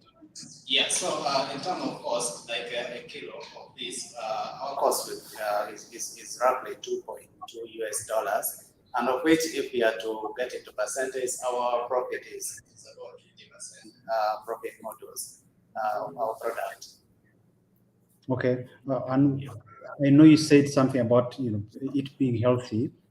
Why else would I buy your product and not another product? Because 5.5 USD is, let me see, that's 5.5. Approximately 20,000 Uganda shillings, around that. Yeah, 20,000. Yeah, which is it's quite high, because most snacks you're going to find them at 2,000 shillings, 1.5. So if yours is like 20,000, and that's what you're offering in terms of your packaging, that becomes quite expensive. Okay, what it's trying to mean is that the 5.5 is not for the general price, because we have price ranges from as low as, this one costs for 500 Uganda shilling per pack. So you realize that this is the biggest one. So we have varieties of options that anyone can choose, like depending on what goes for their pocket, it is easily affordable. Okay. Okay. Then what differentiates you from other companies that are doing more or less the same thing? And there are companies that have been around for a very, very long time. They have a very good marketing budget. They have brand awareness. How do you compete? Thank you so much for that question. What differentiates us from the rest of the other snack producers is that our product, first of all, is unique. It's very unique in such a way that it is very tasty and then healthy. And then it is easily accessible. We realize that most of the people that are making snacks, especially within our region, they have a specific location that they normally put in. But then our snacks, we normally do door-to-door delivery. That is easily accessible to our customers. Okay. Just to chip in, thank you so much, Winnie and Joel. That is quite impressive, considering that most of us really always snacking on one thing or the other. But you do emphasize a lot of healthy snacks. I did see, are those daddies? Yeah, these ones are daddies, and then these ones are roasted soya bean, and then we have roasted peanuts. So now, what makes them healthy? Yeah, what makes this healthy? It is because, for us, this one is very, very organic, and of course, it is chemically free, of which most of the snacks that are there in the markets, find that most of them are kind of chemical. There's a lot of chemicals into them. So this one, also, our thing is sourced locally from within local farmers. So it makes it really organic, and of course, there's nothing that is decided on that is harmful to people. And then maybe to add on that, currently we have, so far we have 3 different products. So it will make it easier for people who may be having allergies to choose to make their various choices in such a way that, like for me personally, I'm allergic to roasted peanut, especially the one that I've mixed with sugar. So with our product, it is easy for you to choose. You can make your various choices. So, and it is also very affordable. Yeah, so anyone can just eat it because it is chemically free. We don't have any chemical to eat. Okay. Once again, what exactly are you trying to solve? What problem are you trying to solve? Thank you so much for that. Currently, the problem we are trying to solve in the market is an healthy snack that is already in the market, and then also unlimited. Sometimes you find the snacks that are there, it's unhealthy, and then also at the same time, they may not be there. So we are trying to solve the problem of unhealthy snacks, which is already in the market, and then trying to make sure that our snacks is really deliverable, accessible to anyone, wherever they are, whether in the office, whether you're traveling, you can really access them anywhere. Yeah, just to add on that, our major emphasis is tackling the poverty that is within the local people. You realize that we have a lot of people in northern Uganda which cannot afford even their daily rate or income. So by introducing this, we normally train some of them, and of course we also empower some of them to help also with the production of our snacks. So in return, at least they are able to gain something to earn like something that can help and be beneficial to their community. So in the long run, we are tackling a lot of poverty within the area, and also we are putting in more employment opportunity to them. What is your plan on scaling up your business? What is the plan that you currently have to scale up impact, create more employment opportunities for the youth, and also, make more money? Yeah, so currently we are too much limited to resources, and of course a lot of it.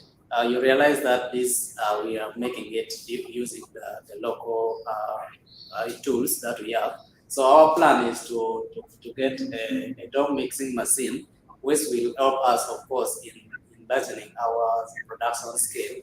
And also our major aim also is to open another locations and also to increase in the number of pickup points that will in return help us in making much better sales and reaching out to very many people within Uganda.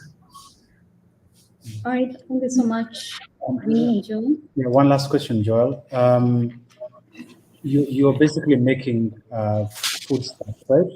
Do you have licensing certification for this? So thank you so much on that. Currently, we have so far acquired a temporary working permit, and we have started working on the process to get the UNBA certifications, of which we have already started. It's already ongoing.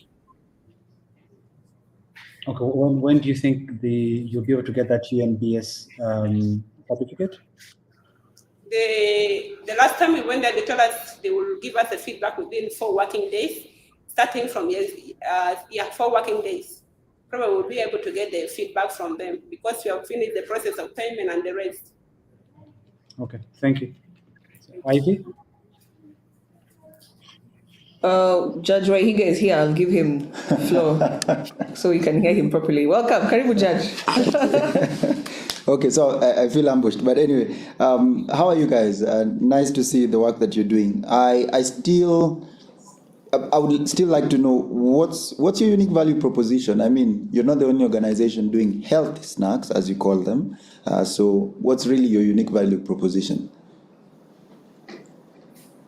So our unique value proposition is, first of all, is our brand, and you realize that most of the people here, they do make this kind of things, but of course they are not branded in most of them. So our one of the value propositions is, of course, our brand, and secondly, we beat our other people, of course, for us having the available raw materials that we have, and of course, being the highest personal users, okay, in the whole of Uganda. So in that way, it makes our materials very readily available to source.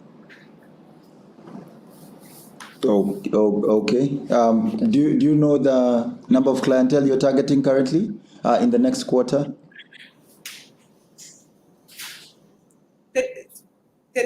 Okay, thank you so much for that. The number of clients so far we have, when we look at our previous status, in the month of June, we are able to get around 150 clients. We are past June, so maybe tell me about August or September.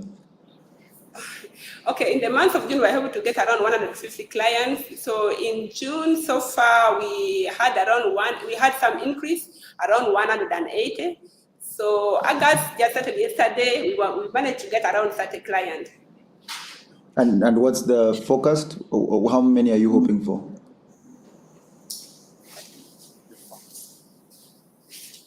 Yeah, so our focus is, of course, to reach about 5,000 clients within a quarter. That is about 3 months to come. So that in that way, it will help us also to increase into our selling capacity. Given the fact that most of our things are delivered, basically like a door-to-door delivery, we can just receive a call and we deliver our product. Yes, you cannot come to our location. Okay, last question. Knowing that you're in FMCG, what's your sales strategy considering the limited capital that you have for sales? Yeah, well, thank you for that. So we are really very strategically in doing our sales. Which one of it has already talked about. That is, we are doing a door-to-door delivery. And of course, we have our border guy, the border person. We have employed one person who is helping us to, of course, to deliver our product into the market. So another strategy is we are using wholesale kind of it, of which we can just sell our product to the retail shops around, okay? And of course, in that way, we are really strategizing on our sales. And also to add on that, we have partnered with one of the supermarkets here in Gulu. They are helping us in selling our product. So in that way, they are making our product really very accessible to the people here. Thank you. Okay, thank you too, but you didn't answer my question. You've told me about your logistics and delivery, which is the value chain, but you haven't told me what's your sales strategy. But I'll let Ivy take over from there. Maybe to add on that, we are doing also a social media strategy like sales. So of course, like with the digital marketing, of course, our products are really very easily to be advertised. Thank you. All right. I only have 2 questions. I really like asking about your marketing strategy, your marketing plan. What is it? Thank you so much, Ivy, for that. Currently, our marketing plan, what you're using to really make sure that we get more clients coming on board. For the past few years, we are able to get referrals from customers who have bought the product after trying it. And when they liked about it, so they've been able to refer us to other customers. And then what we are strategizing currently right now on is we are emphasizing the use of social media. That is really helping us to take our product to a higher level. And speaking of your social media, I saw in one of your videos you were supposed to have 27,000 followers on TikTok, but when I went to look for your page, that wasn't the case. So was that just for presentation purposes, or what happened there? Did I go to the wrong page? No, we realized that one of our TikTok accounts was hacked, which was not us. It was hacked, so we created a new one. Yeah, but our Facebook account is up and running. You can feel free to follow us at Zabu Snacks.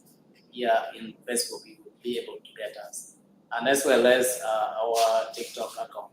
It is readily available. And then okay.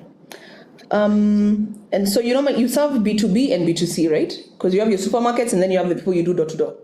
I just want to get that clear. That's fine. My final question, I'm always so curious, for companies that claim the health benefit, how do you measure? So when you go sell to someone or you go sell to a supermarket, how do you measure, like, with the end consumer that they are healthy, yeah, or that, you know, that your products are delivering on their promise? How do you guys measure that? So what we normally do, especially when we do deliveries, we normally make sure that we carry hard test samples. Before they take it, we give them a test sample to test. And in most cases so far, the feedback we have been getting is amazing. We have never gotten any unusual feedback. So for that case, it has really helped us over the first few years, and that is why we have been able to get more market. So our quality is so guaranteed, because this product we source directly from the local farmers, and we take time to sort them. We make sure that it is made well. It is not rotten, because you realize that especially for dinner, sometimes you may get in the market the one is already rotten. But when you look at ours, we always take time. We don't compromise on quality. We make sure that our quality is guaranteed. Thank you so much.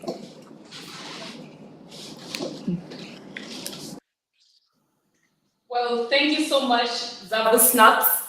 You literally managed to tickle my taste buds. Well, closing off the pitches for today, I know Judge Sandra was looking forward to this one. Corner Farms, which is unleashing the potential of snail farming, both as a skincare solution and a protein food alternative.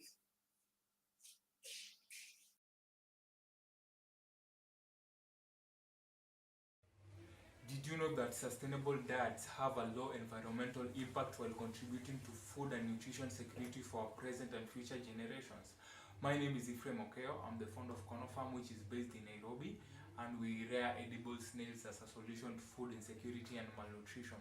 So while I grew up, having 3 meals in a day was a very big challenge for me. I remember when I was 5 years old, there's a time I spent 3 days without food in my stomach, and the feeling made me very angry for hunger. And again, right now, food insecurity is a social media challenge, and 20% of Kenyans are also facing malnutrition, and lack of protein is the major cause. Unemployment is also another challenge, because right now there's no jobs, and we've established a snail farm where we produce our snails. We also train people to utilize such potential sources of protein. And the snail meat is a white meat good source of protein. Apart from that, it comes with a lower fat content and other nutritious benefits compared to other sources of protein. And apart from the reduced environmental impact, the slime has a lot of benefits which we harvest and sell to the cosmetic industries. So currently we've employed 3 youths directly and 20 individuals indirectly. These are the youth and women that we've trained to start their own farms. So some of our target customers are the expatriates from Asia and Western Africa. We have locals, restaurants, cosmetic and pharmacy industry, and also farmers. And our team members are Ephraim Okeo, who is the CEO and field officer. We have Gregory Kimani, who is our business advisor and the general manager, and Grace Kisilu is the co-founder and admin officer. So the challenge that we are facing is that the demand for the snail meat and the slime is highly there, but we still can't meet the demand, and that's why we want to expand our production unit with the $6,000 so that we can produce, by constructing more snaileries, so that we can produce at least 100 kgs of snails each and every month. Again, we want to harvest the slime and make our own cosmetic products, and also do more marketing and branding for our products. So we usually sell our products through the social media, through referrals and in person. On Instagram we have cornerfarm_KE, Twitter cornerfarm_KE, and on Facebook cornerfarm_KE. Thank you so much.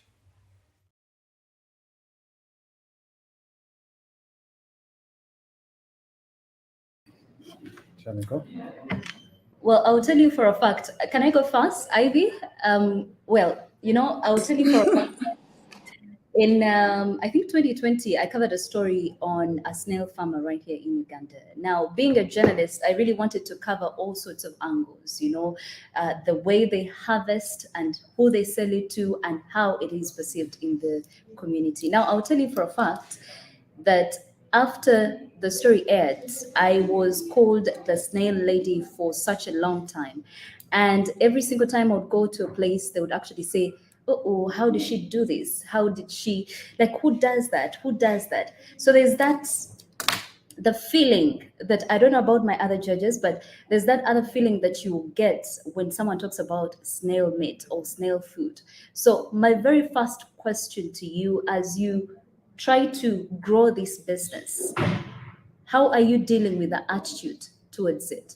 And what are your people saying? For example, maybe in Kenya it's different, but what are your people saying?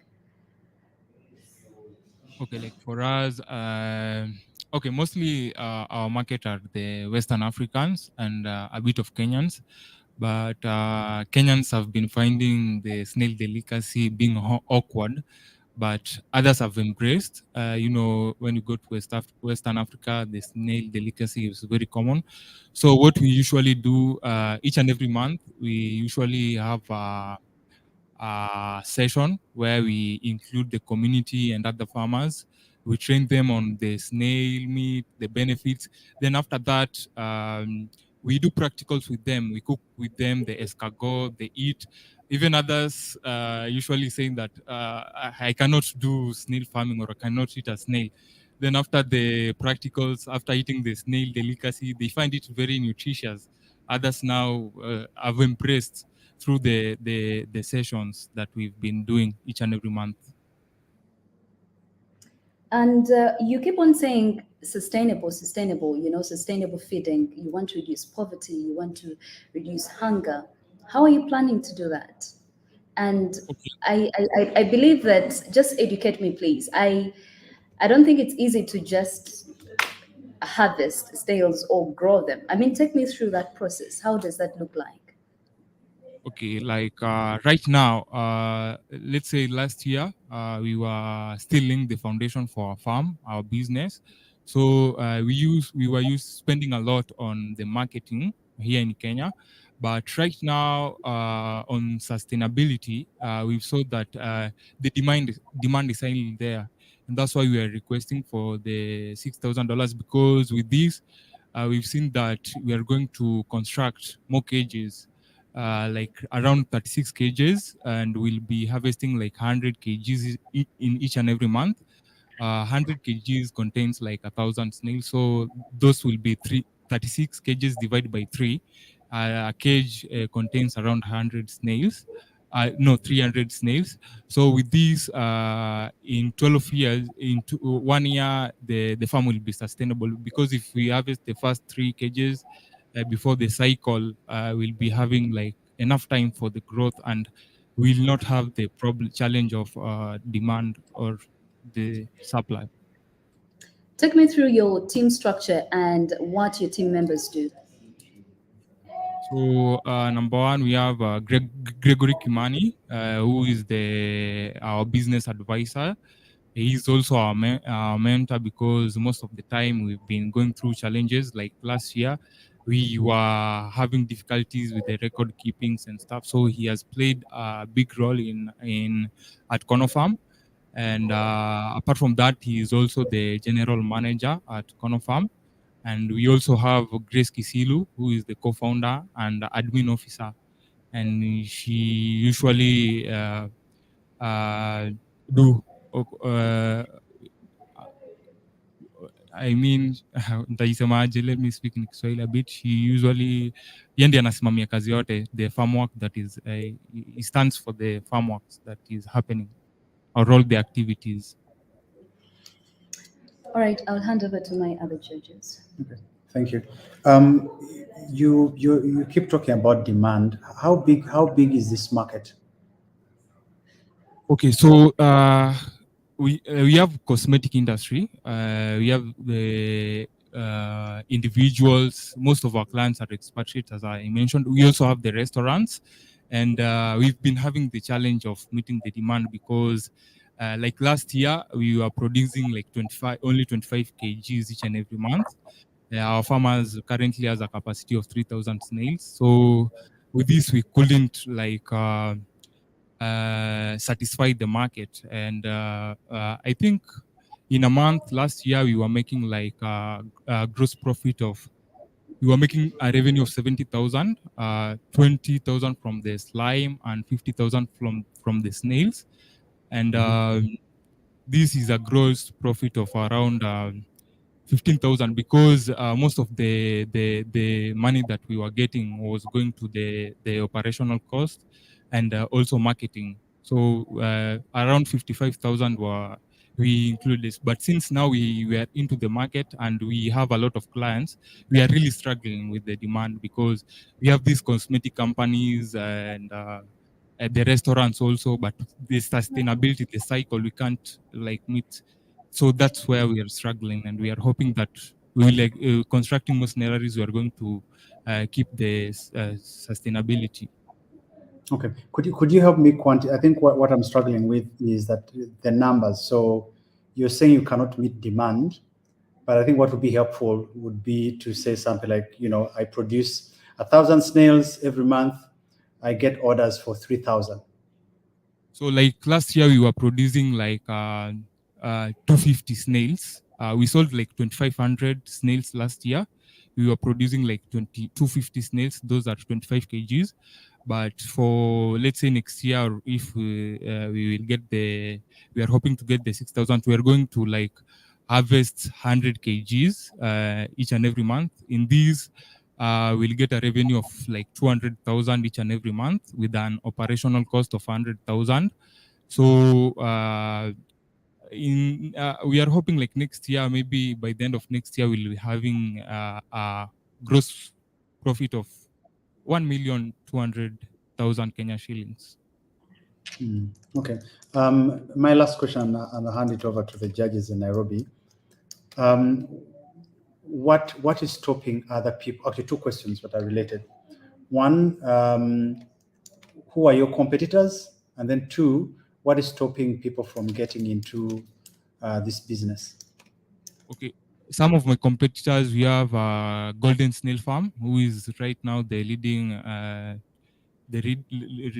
producer of snails. They're based in Nakuru, but we have advantage because we are based here in Nairobi. We also have Demi Farm in Karen. We have Rosemary Odinga. But the fact is that all my competitors also still can't meet the demand. And that's why I've been training other farmers to venture into the business. And after training them also, we connect them with the market. So others have been resisting the snail farming because of the market. So we don't leave them alone. We train them. We enable them to start their own farms because we could not meet the demand. Sometimes right now we have a lot of clients. So the time that we do not have the snails, we inquire the snails from our farmers. Okay, thank you.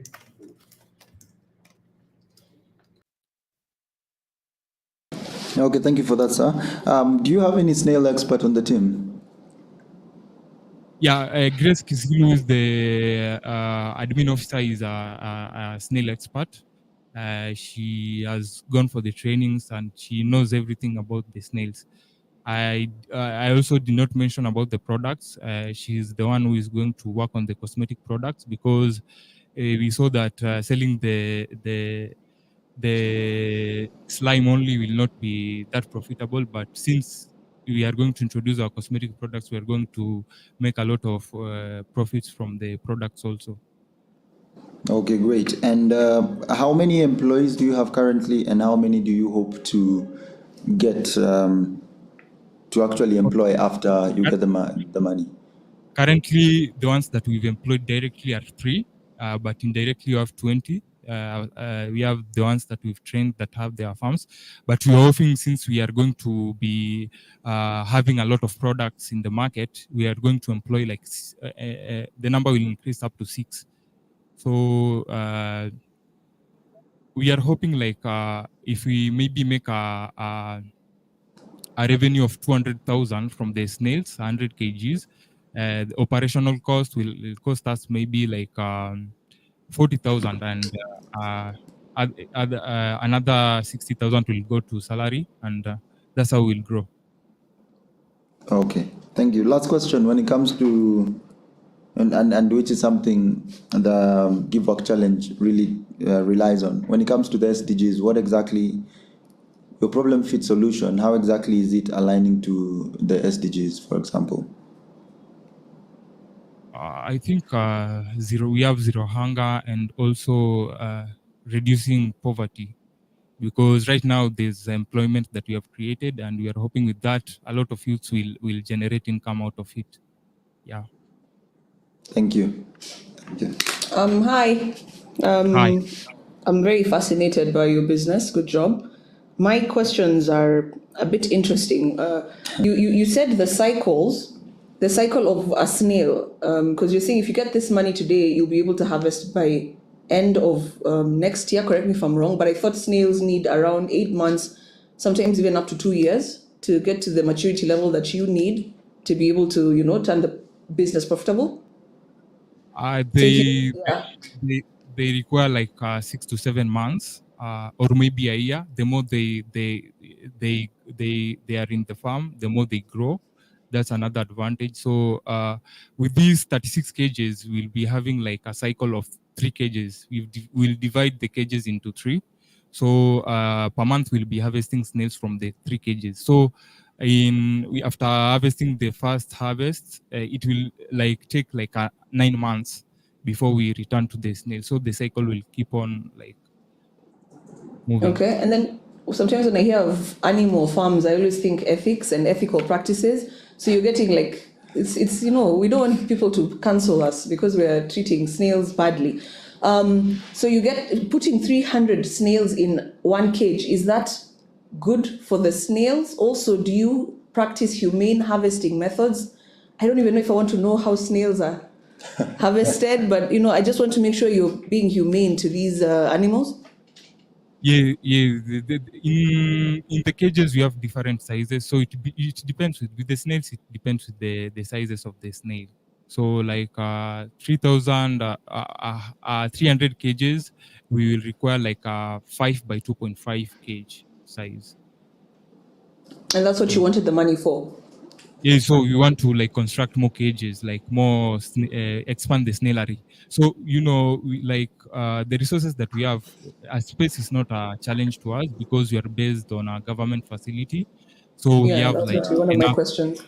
We have like enough space, and also for the cosmetic products, we have a partner, Somo Africa, which has a production center at Gidurai. They call the production center Tegenden Lab. So I have access to the production center to make the cosmetic products. The challenge is that the money to start making the products. So your And partner would also, sorry, before you go on, so your partner Somo would also, again, testing the cosmetics, making sure it's safe for human consumption. They have that in check. Yeah. Where is your government facility? Where is it? If I wanted to visit the farm today. We are based inside Mama Lucy Hospital. There is a resource center for agriculture. So at the backyard, that's where we are based. We had some of your team visiting. Okay. Thank you. Thank you.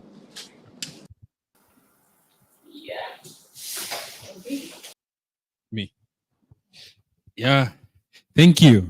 That's rather slimy, but definitely smooth food for thought for judges as they break off to deliberate. But before that, those are all our 7 finalists. So, Judge Sandra, how are you feeling?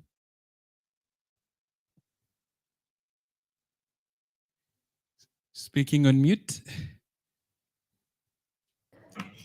I am challenged. I think we do have brilliant minds in various rooms, and I think if we can continue to support them and sit back and watch them thrive, they would actually thrive if we give them the right support. So really, really elated to be here.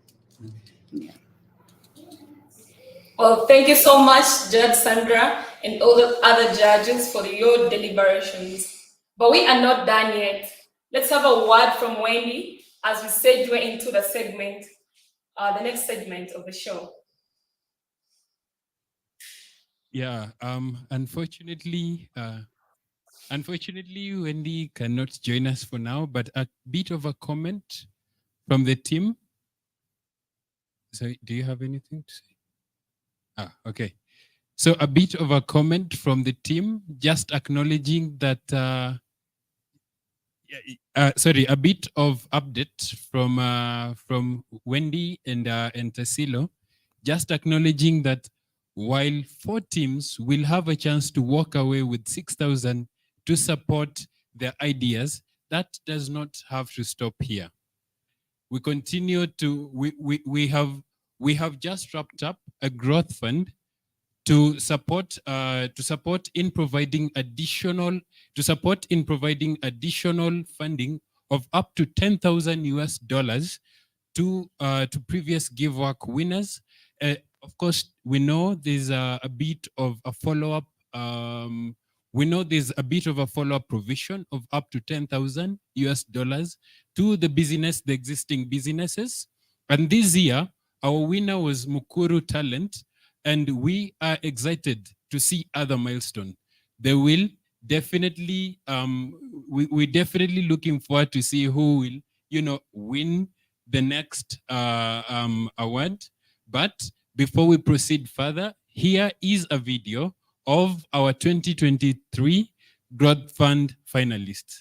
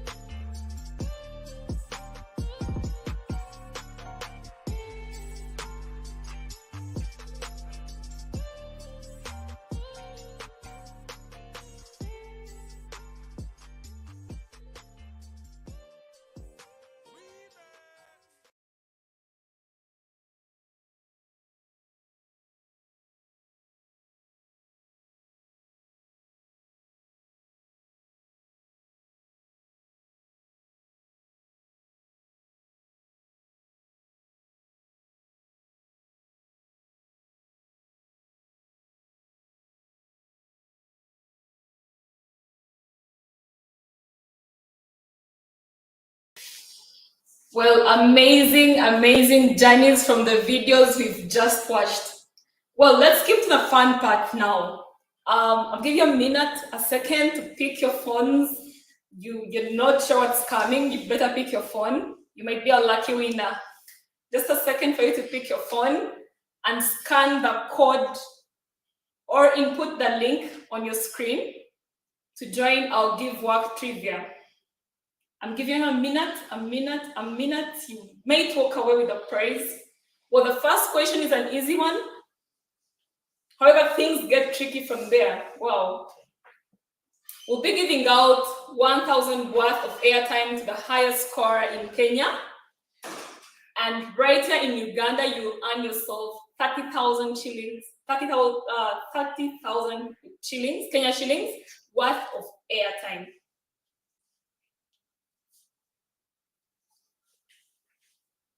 Are you ready? Sorry, let me correct something. It's 30,000 Uganda shillings. Are you ready? Please pick your phones. The code is right on your screen. Could be a lucky winner. Okay. I'm saying a participant. Please join the quiz.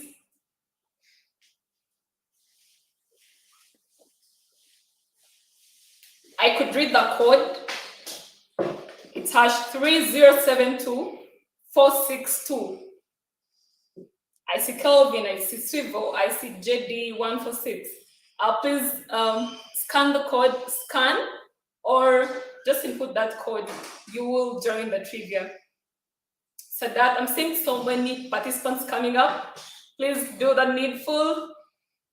You could just walk away with a prize.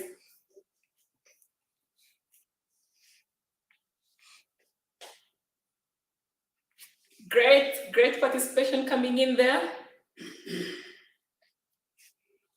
Wow.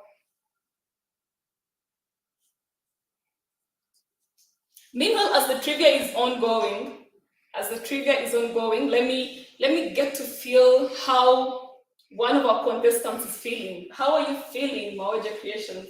I am feeling, I can smile. My blood pressure is going up because I don't know what the judges are doing right now. Because other fellow participants, other from Kenya and also another student, Gulu, I fall in love with each and everyone's business. So I'm here wondering whether we are the one going back home with or are the one going back with. So, but I've been inspired a lot that really East Africa is not asleep, is awake, especially we young people. We're on the front line to make sure that we are solving our own challenges and whether it's so keeping the legacy for Leila. Actually, every time I think about Leila and what actually she envisioned, I believe wherever she is, she's feeling proud of what is happening right now. So we believe that we shall keep her legacy and her vision. Well, I can't agree with you anymore. As we're interacting with our participants, I see great participation. All right, over to you.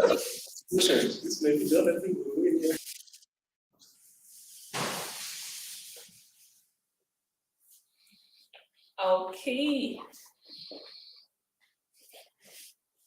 All right, we have started our quiz. Please keep the participation coming in.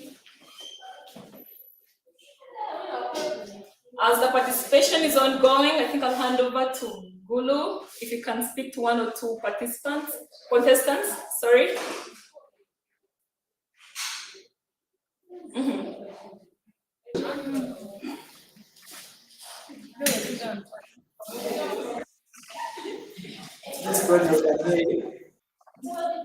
All right, I would like to know how the contestants are feeling right now as we continue with the trivia.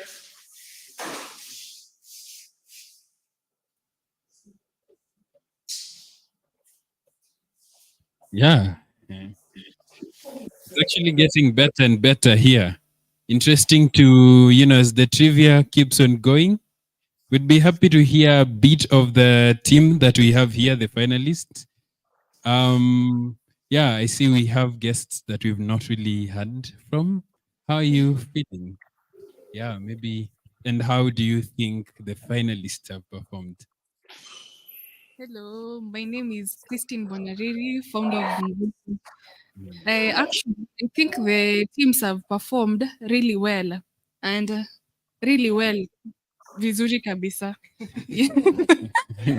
Yeah, we have teams from Uganda that are struggling to understand Swahili, but we can keep it English.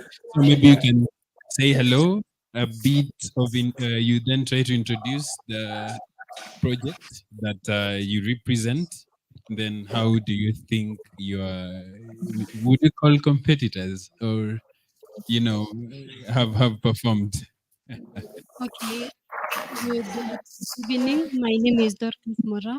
I am from Team Corner Farm, and it has been a good experience. And we have great minds out here. Everyone has a good idea. I wish all of them could be supported, but one step at a time.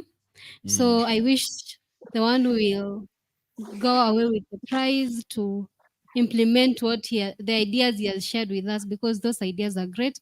And creating employment is the thing we are looking at it right now. So I wish them all the best. Yeah. Yeah, fantastic. How about the team in Gulu? Anybody? I know we have Zabu Snacks. Yeah, they can. Sorry, somebody is trying to say something, so we'd like to hear, how you feel about the event, how the fellow contestants have performed, and what you'd like to tell them, even.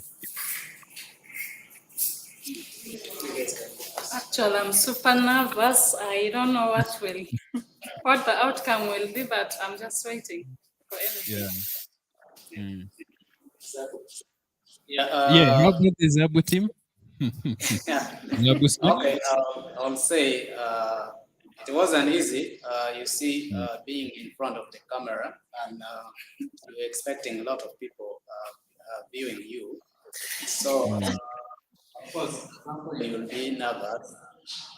Yeah, but I'm very hopeful, and that, of course, without any doubt, things going to be fine. Yeah. Amazing. Interesting. Yeah. So we have quite a number of people from the Nairobi studio. I would want to hear a bit from the from Mvuvi to share a little bit. Maybe how do you feel your fellow contestants have performed? Well, what I'll say today is it has been a challenging 4 months for all of us in this place. We have done very well today. I give it up to all of you guys. Whichever team wins, it's been a good time. You have performed your best. You have done very well. Yes, That's the spirit. Yeah. That's the spirit. Yeah, back to you, Brania. Maybe if you have any additional comments. Well, I am super impressed, but coming majorly from the participants tonight, the nerves, because those we can't deal away with. But I wish every one of us the best, and may the best team win tonight. I'm seeing the quiz is actually getting interesting. Yeah. Oh. It's interesting, yeah. Yeah, thank you for your participation, guys. Thank you.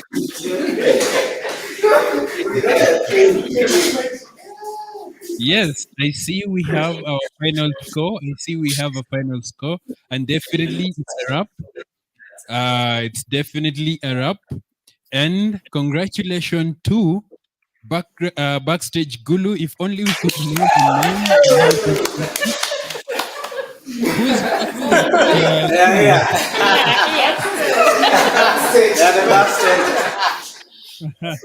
Oh, you want to win everything. But it's okay. Again, congratulations. Yes, congratulations. Backstage Gulu, whoever the real name is. Just remember to shoot us an email at giveworkchallenge@samasource.org with your name and phone number to claim your prize. Yeah, sorry, Interesting. Congratulations to our two winners tonight. Truly, all we do here is win, nothing less. Playing to win is the motto. I'm standing next to.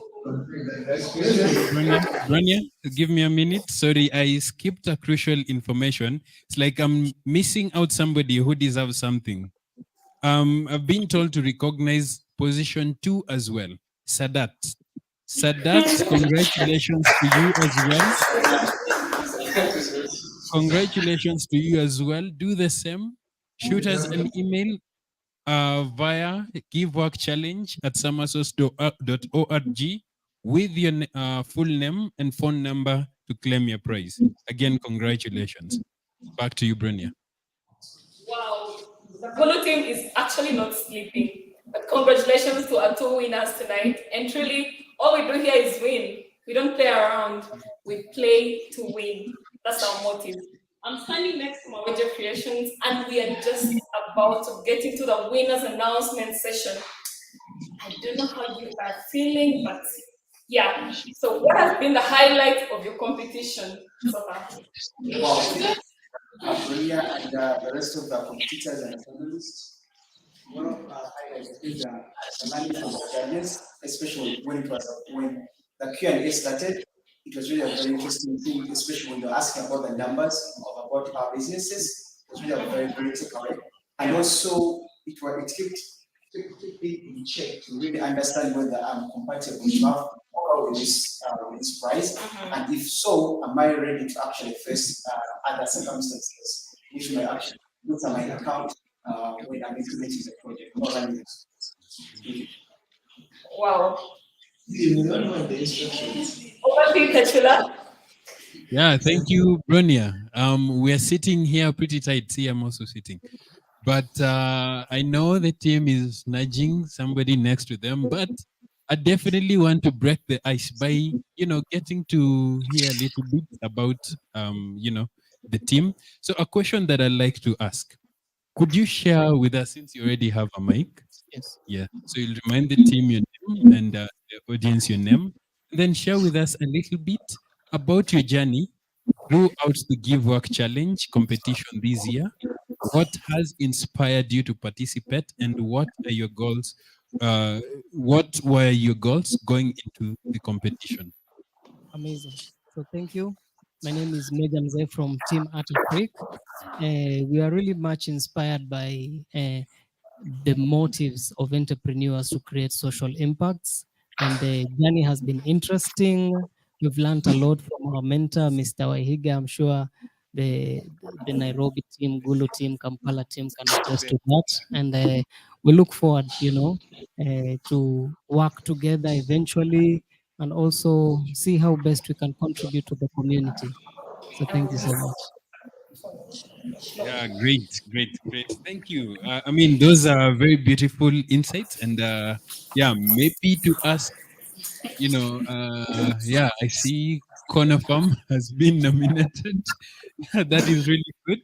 Yeah, maybe you can share with us what would you say to the sponsors and supporters of the Give Work Challenge competition who made this opportunity possible for you and many other young people around the world. What I'll say is that first of all, as a Conofam, we really do appreciate for this opportunity, and the sponsors have been doing a great job. Thanks to Leila Jana Foundation for recognizing young entrepreneurs, and I just appreciate and say thank you. Keep doing what you do. Thank you so much. Yeah, amazing. Yeah, I think that's it. I don't know, Bronia, if you have any additions. You're trying to say something in the background. Well, I have nothing to say at the moment. I'm just getting into the mood. I'm waiting for the winner. Who is it? Just that the knobs are up there in the sky. Back to you. Yeah. See, and definitely, since the mood is pretty high right now, we definitely want to hear the same, motivation from even the Gulu team. Anybody from Gulu, if you can share with us your inspiration and how you feel like the Give Work movement is actually impacting people around the world, especially young people that are innovative and they want to really make an impact in the society. Maybe we can, yes. What do I choose? I would love for volunteers. All right. Yes. Well, I really feel so happy for this challenge because, of course, it doesn't only give us the funding alone. We have learned a lot.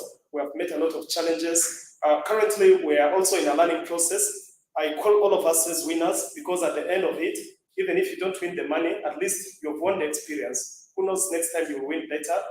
So I really feel very good and cool about this whole process. Thank you.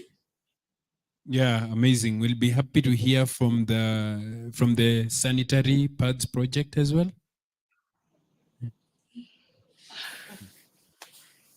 Actually, it has not been an easy journey. There were a lot of challenges during the pitching sessions. Actually, I failed the first assignment and I really felt bad, but I thank Joe and Hillary and Wahiga. They really mentored me. I learned how to speak, how to pitch, and I'm so happy that I've been among the finalists. Even if I don't win today, at least I've learned something, and I really appreciate. Yeah, and what's the one message that you'd like to give our regional mentor and trainer? Because then I know it has been an intense journey. I know it has been an intense journey, and I know, I wouldn't want to assume the best, but definitely I know there has been a bit of work that has been, brought forth to making sure that all this brilliance has been sharpened to the point where from 100 applications, we've only narrowed down to 7. So it means you guys are definitely champions in your own standards, in your own ways. Definitely you owe to yourself one. But so I'm still on you, reusable sanitary projects. What is the one thing that you'd want to acknowledge with your region, our regional mentor, Wahiga?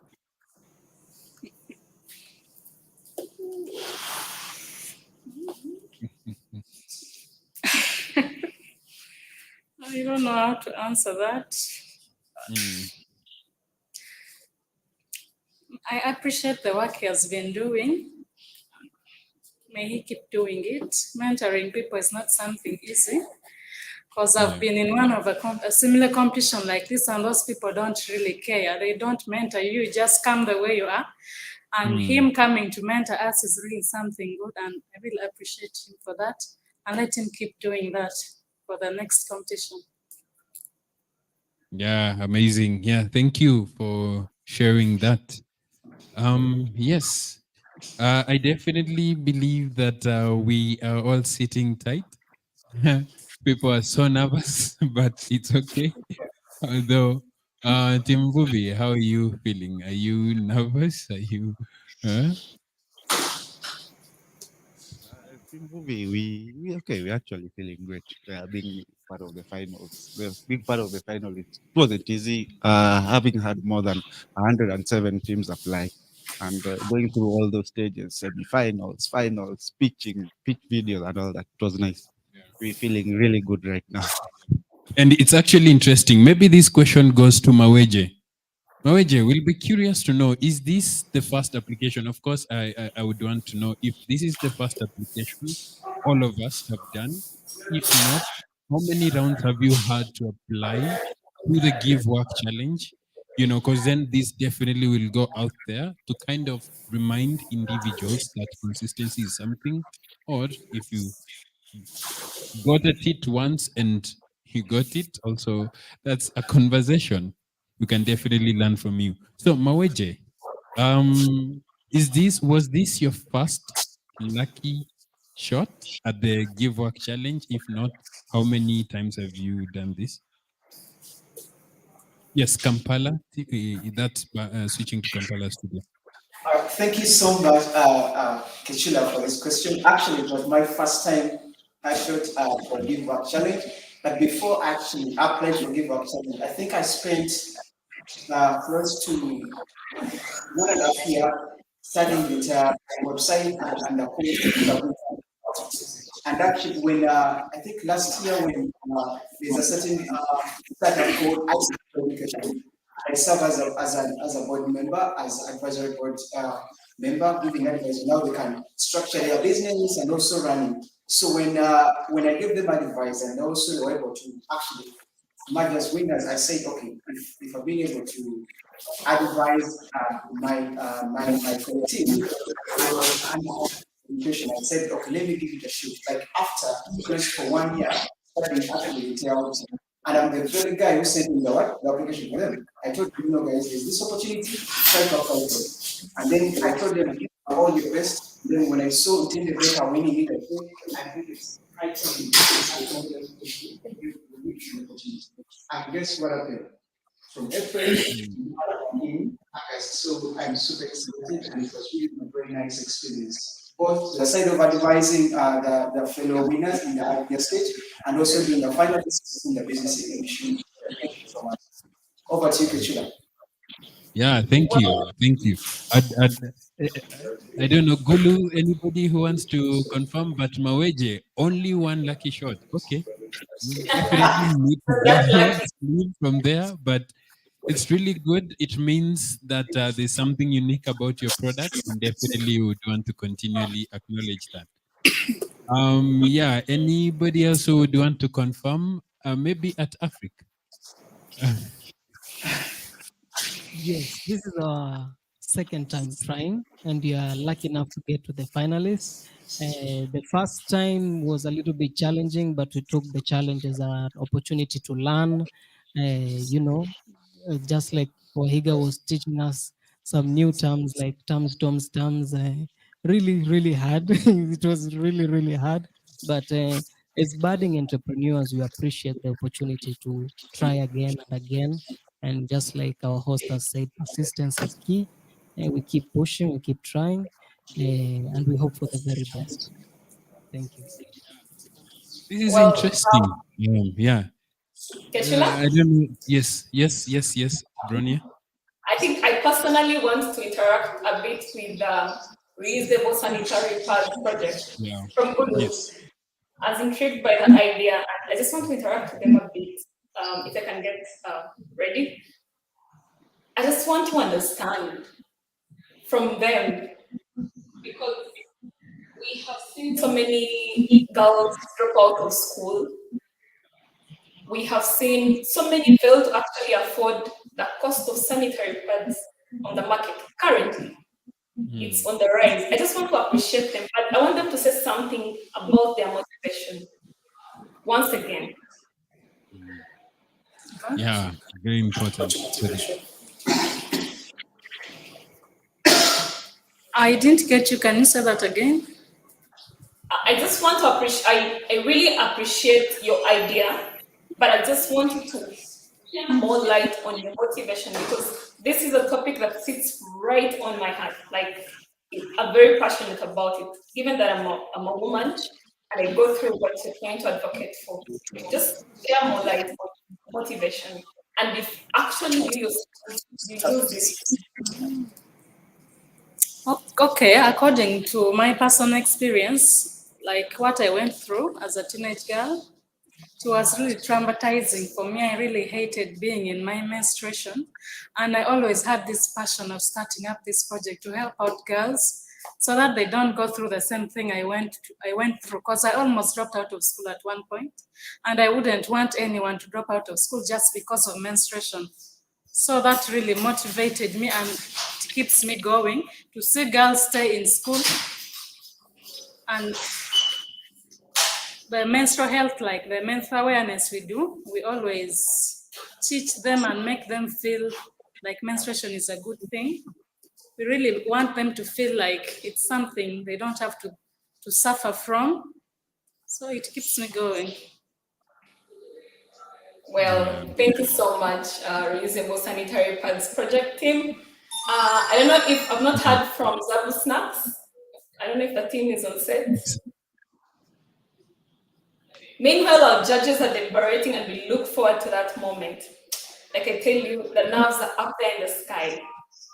Zabu Snacks, please talk to us. Thank you very much. How have you found the competition, the whole process?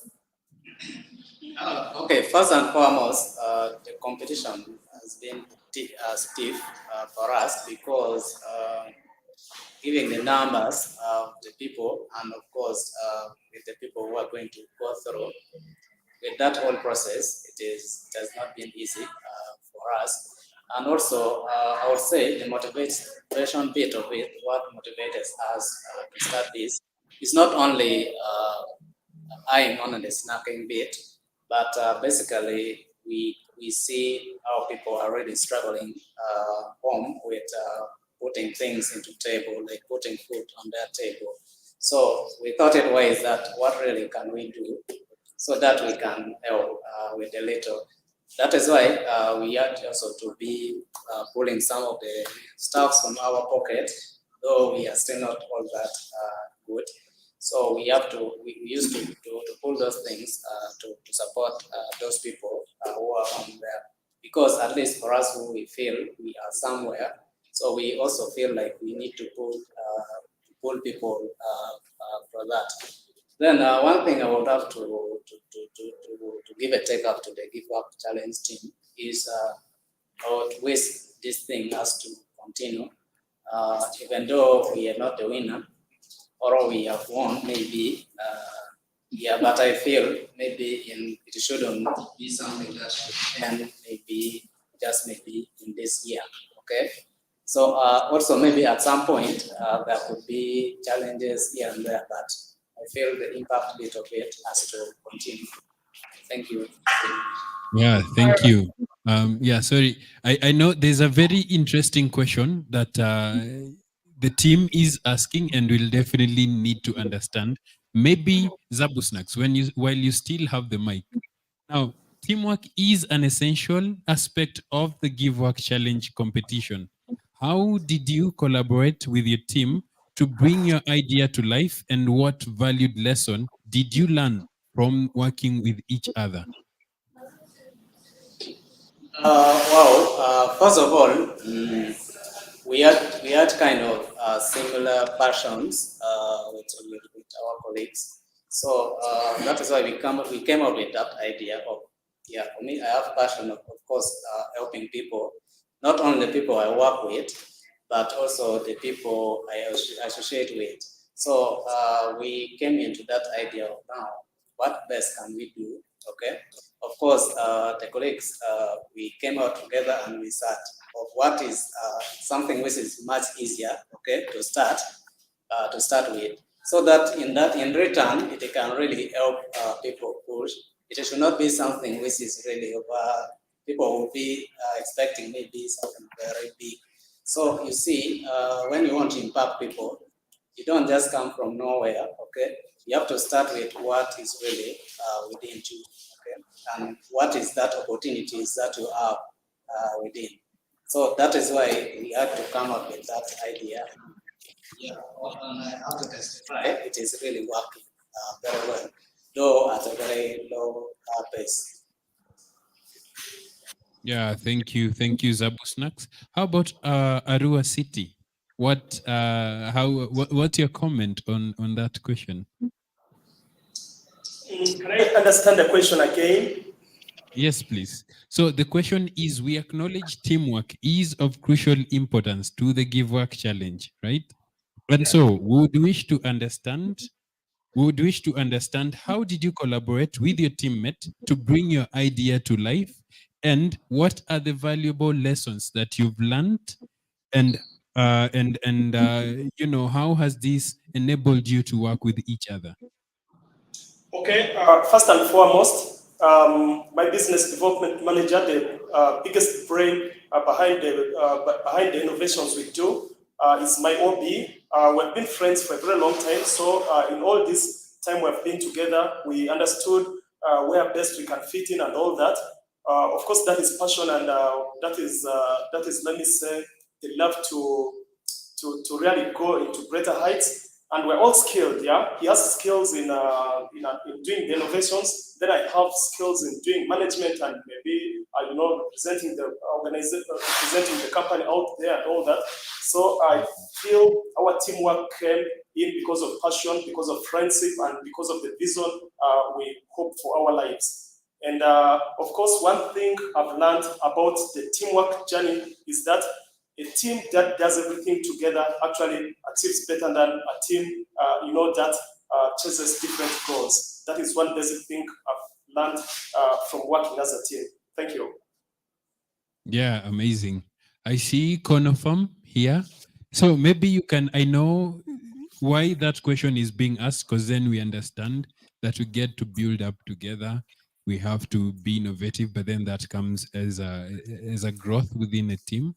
So I don't know if it's your teammate who would want to comment, but so a question for you: how has teamwork? The same question though. Still, before we proceed to the next one, how do you feel teamwork has been of great impact to your functioning, to the level where you manage to bring the idea to life and the learnings that you're getting, and how easy has it been for you to work with each other?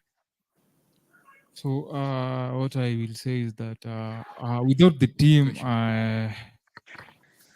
we would have not reached the level that we have reached, because when we started, I started alone with the idea, and you find that it was so challenging. Like, you find you are the CEO, you like do everything on the ground. It was quite a bit challenging for me, but since I had the team in right now, at least they've played a big role. And shout out to all our team members. Yeah, great. Maybe to hear from Tim Mvuvi on the same question still. Why are you nominating? Yeah, Tim Mvuvi on the same question still, again, acknowledging on teamwork, the valuable lessons that you've learned to a point where the idea has been brought to life. Actually, I believe for you to work with someone, first you have to understand them. You have to understand each other. And as they all say, united we stand, together we fall. On my team, I think everyone has a role. I have majored into something else, and someone else has majored into something else. So us coming together, we were able to share ideas. One was able to bring this to the table. Another one was able to bring this to the table. So us coming together, we stood strong. And I appreciate my team very, very much. Thank you to Team Mvuvi.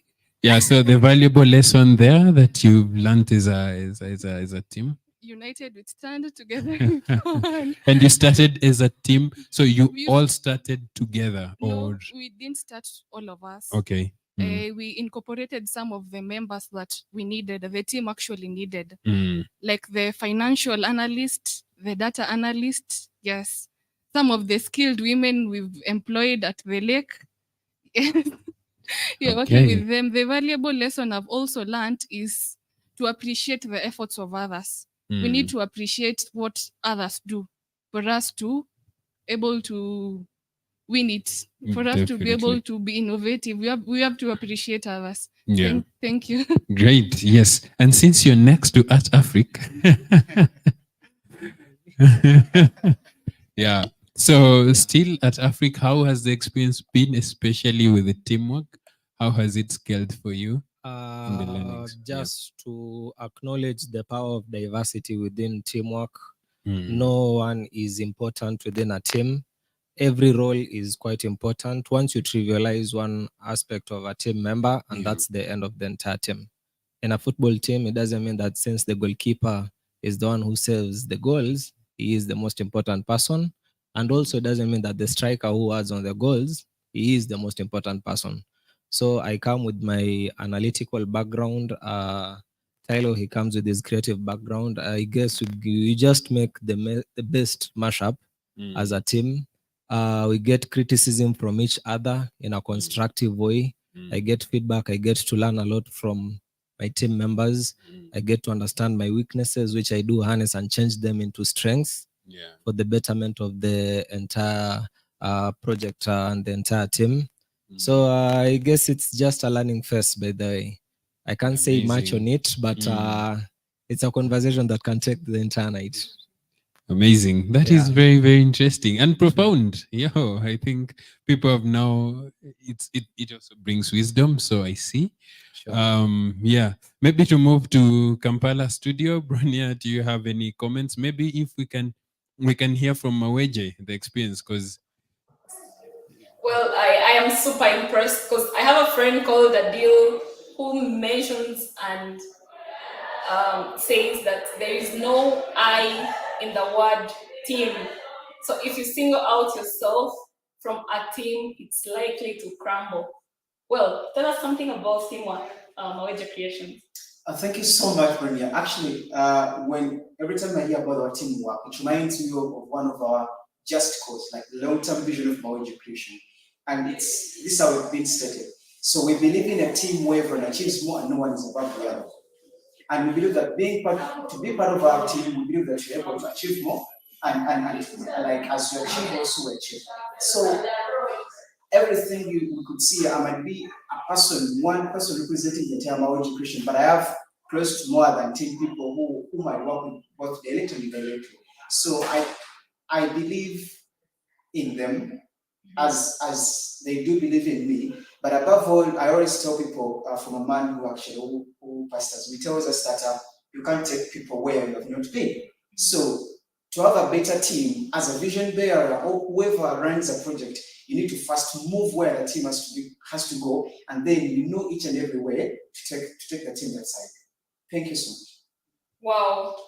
Where do you get all these words of wisdom from, apart from the Give Work Challenge? I am super impressed. I can't say any more, Kechula. Yeah, thank you, Bronia. And definitely it's a wrap. Now to have a bit of a recap of the teams that have presented to us today. Here's a bit of a recap just to show us on the teams that have presented. By that I mean the finalists. Yes.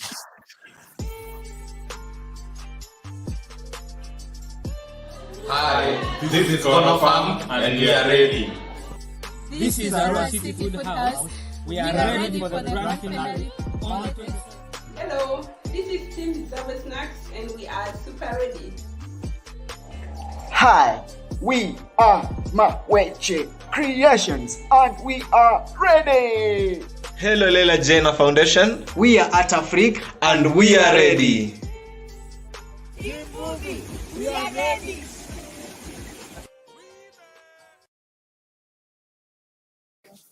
Yeah, great, amazing. Thank you for that. Judges, if you can hear us. Yes. If we can hear us, then we can delve straight into it. I see Nairobi judges, we are on standby. Maybe if first up in line, we can, mention who is the first team to walk away with the $6,000 US.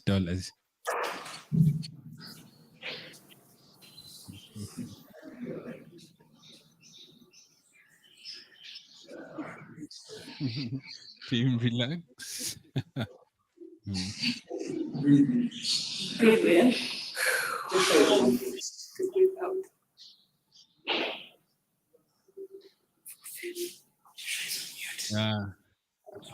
I see teams are praying. Yes. I thought the silence is too loud.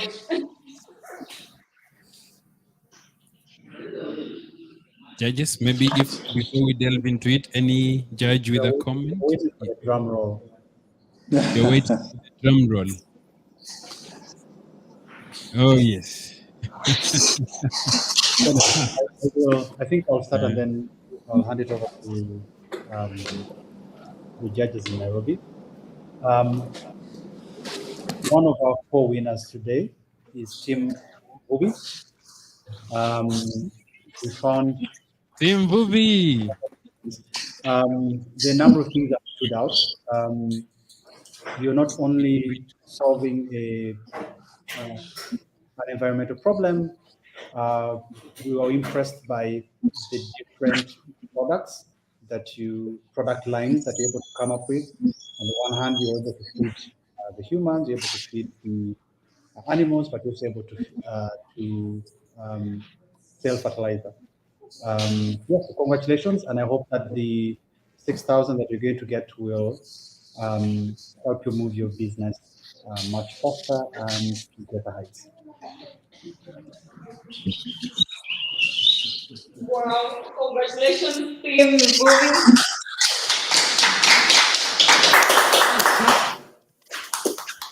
Wow, it's silent. It's silent here in studio. I can hardly hear anything. I can literally everyone's thoughts right now. Let's get to know who the winner is from Uganda.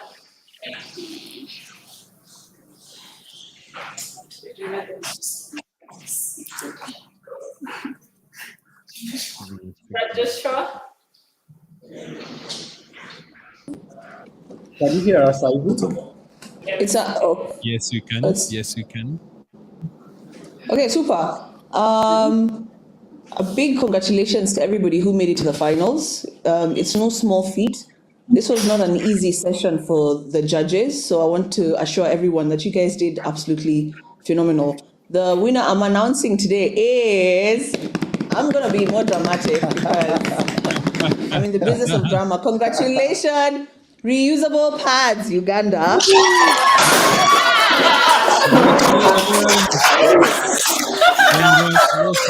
Ladies, you did very well in your pitch.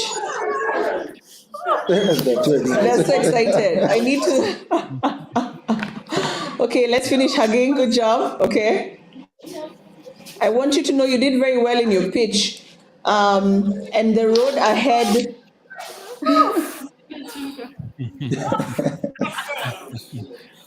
The road ahead is very promising. Yeah, the road ahead is very promising for you if you do certain things right. So maintain your learning attitude, maintain your winning attitude. You're on to something, but you have to do a few things right. Okay? Congratulations. Yeah. Congratulations to the team so far. Now to our next winner. I know the team is definitely still, sitting tight here. Is Judge it my turn Sandra? now? Oh, Yes, fantastic. it is. Yeah. Well, even before I say anything, I just want to say that you guys were all fantastic. You were so good.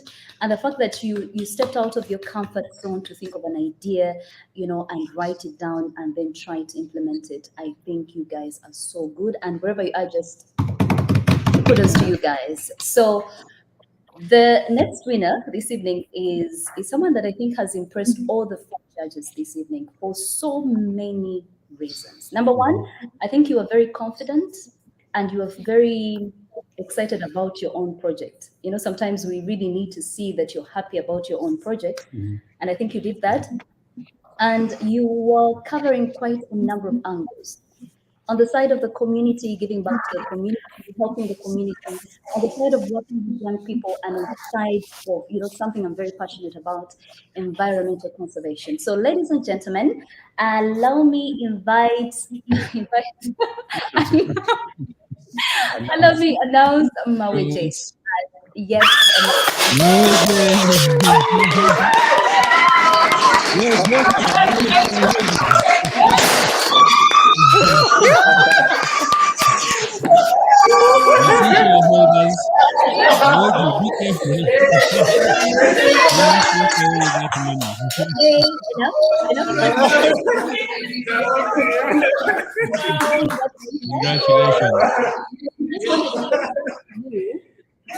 are doing something so fantastic. But again, we should be reminded of why we are in the Give Work Challenge. Your project can be scalable. It can create so much impact. So I want you to think beyond Uganda. And actually, if I were you, sit right with Ivy and send her bag for her to market your bag in Nairobi. So think beyond Uganda, dare to dream and yes. Yes. Yes, I want a bag. Oh my God! What an incredible way to close off the evening from Kampala. Oh my God, congratulations once again. All right. Be to a final winner. We're closing it down. We're closing it down to the final winner for tonight. Okay. I'm definitely not as dramatic as my fellow judge, but it's been interesting just seeing the uniqueness of this next winner, and even proceeding to get into an industry not many would tread in. So that's impressive by itself. Number two, I've also seen them as a group and a company. Okay, is that for me? Okay, not. So I've seen them, the business, and as a group and as a team of co-founders, really come from far. So that's highly impressive. But third, and which maybe is my favorite part, is that they reminded me of a song, Moja Mona Lisa. Moja Mona Lisa, Moja Mona Lisa. So the next group is definitely Kono Kono. So Kono Kono, The you winner get has this to one. dance. This winner has to dance Moja Mona Lisa. So that's the jam we need now. Like I think with all copyright to the owner, that's the winning team. I know you have a long way to go, but you've come far also. So it's just making sure we get better. Thank you. Who is So Kono who's Kono? the winner? Hi. Kono Kono! Oh my God. Whoa.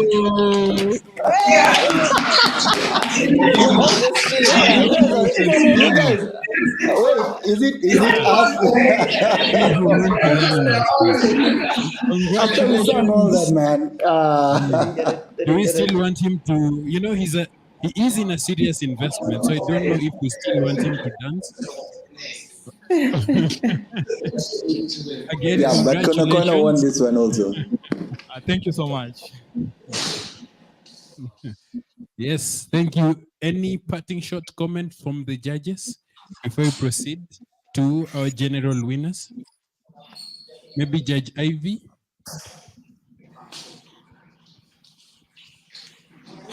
What would you have Judge Ivy do? No. Just a parting short statement to the finalists that we've had today, especially the winners that we have today. Oh, wow, I've been ambushed. No, I think I'll reiterate. I had an amazing time going through all the pitches for this session today. I learned so much. I was so impressed with the young minds that are so brilliant. In the year 2023 in Africa, I always say the time for Africa is now, and I am so impressed with you young entrepreneurs and what it is that you're putting out into the universe. For the winners, congratulations once more.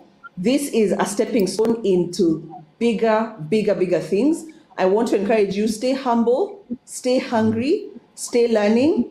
More is yet to come. Just because you've gotten this one for Give Work, keep applying to more. There's a lot out there for you. Keep applying to more and then do the work. At the end of the day, do the work. So congratulations. Thank you so much, of course, my fellow judges in Uganda for being here. Thank you, Wahiga, for coming 3 hours late, but he was very impactful, even in his presence. Liliosa, thank you in the back end, and the technical team that put this together. This was extremely impressive. I think that's it. Till next time, bye. Thank you, amazing. Bye, team, and congratulations. Oh, gosh. Thank you. Next time.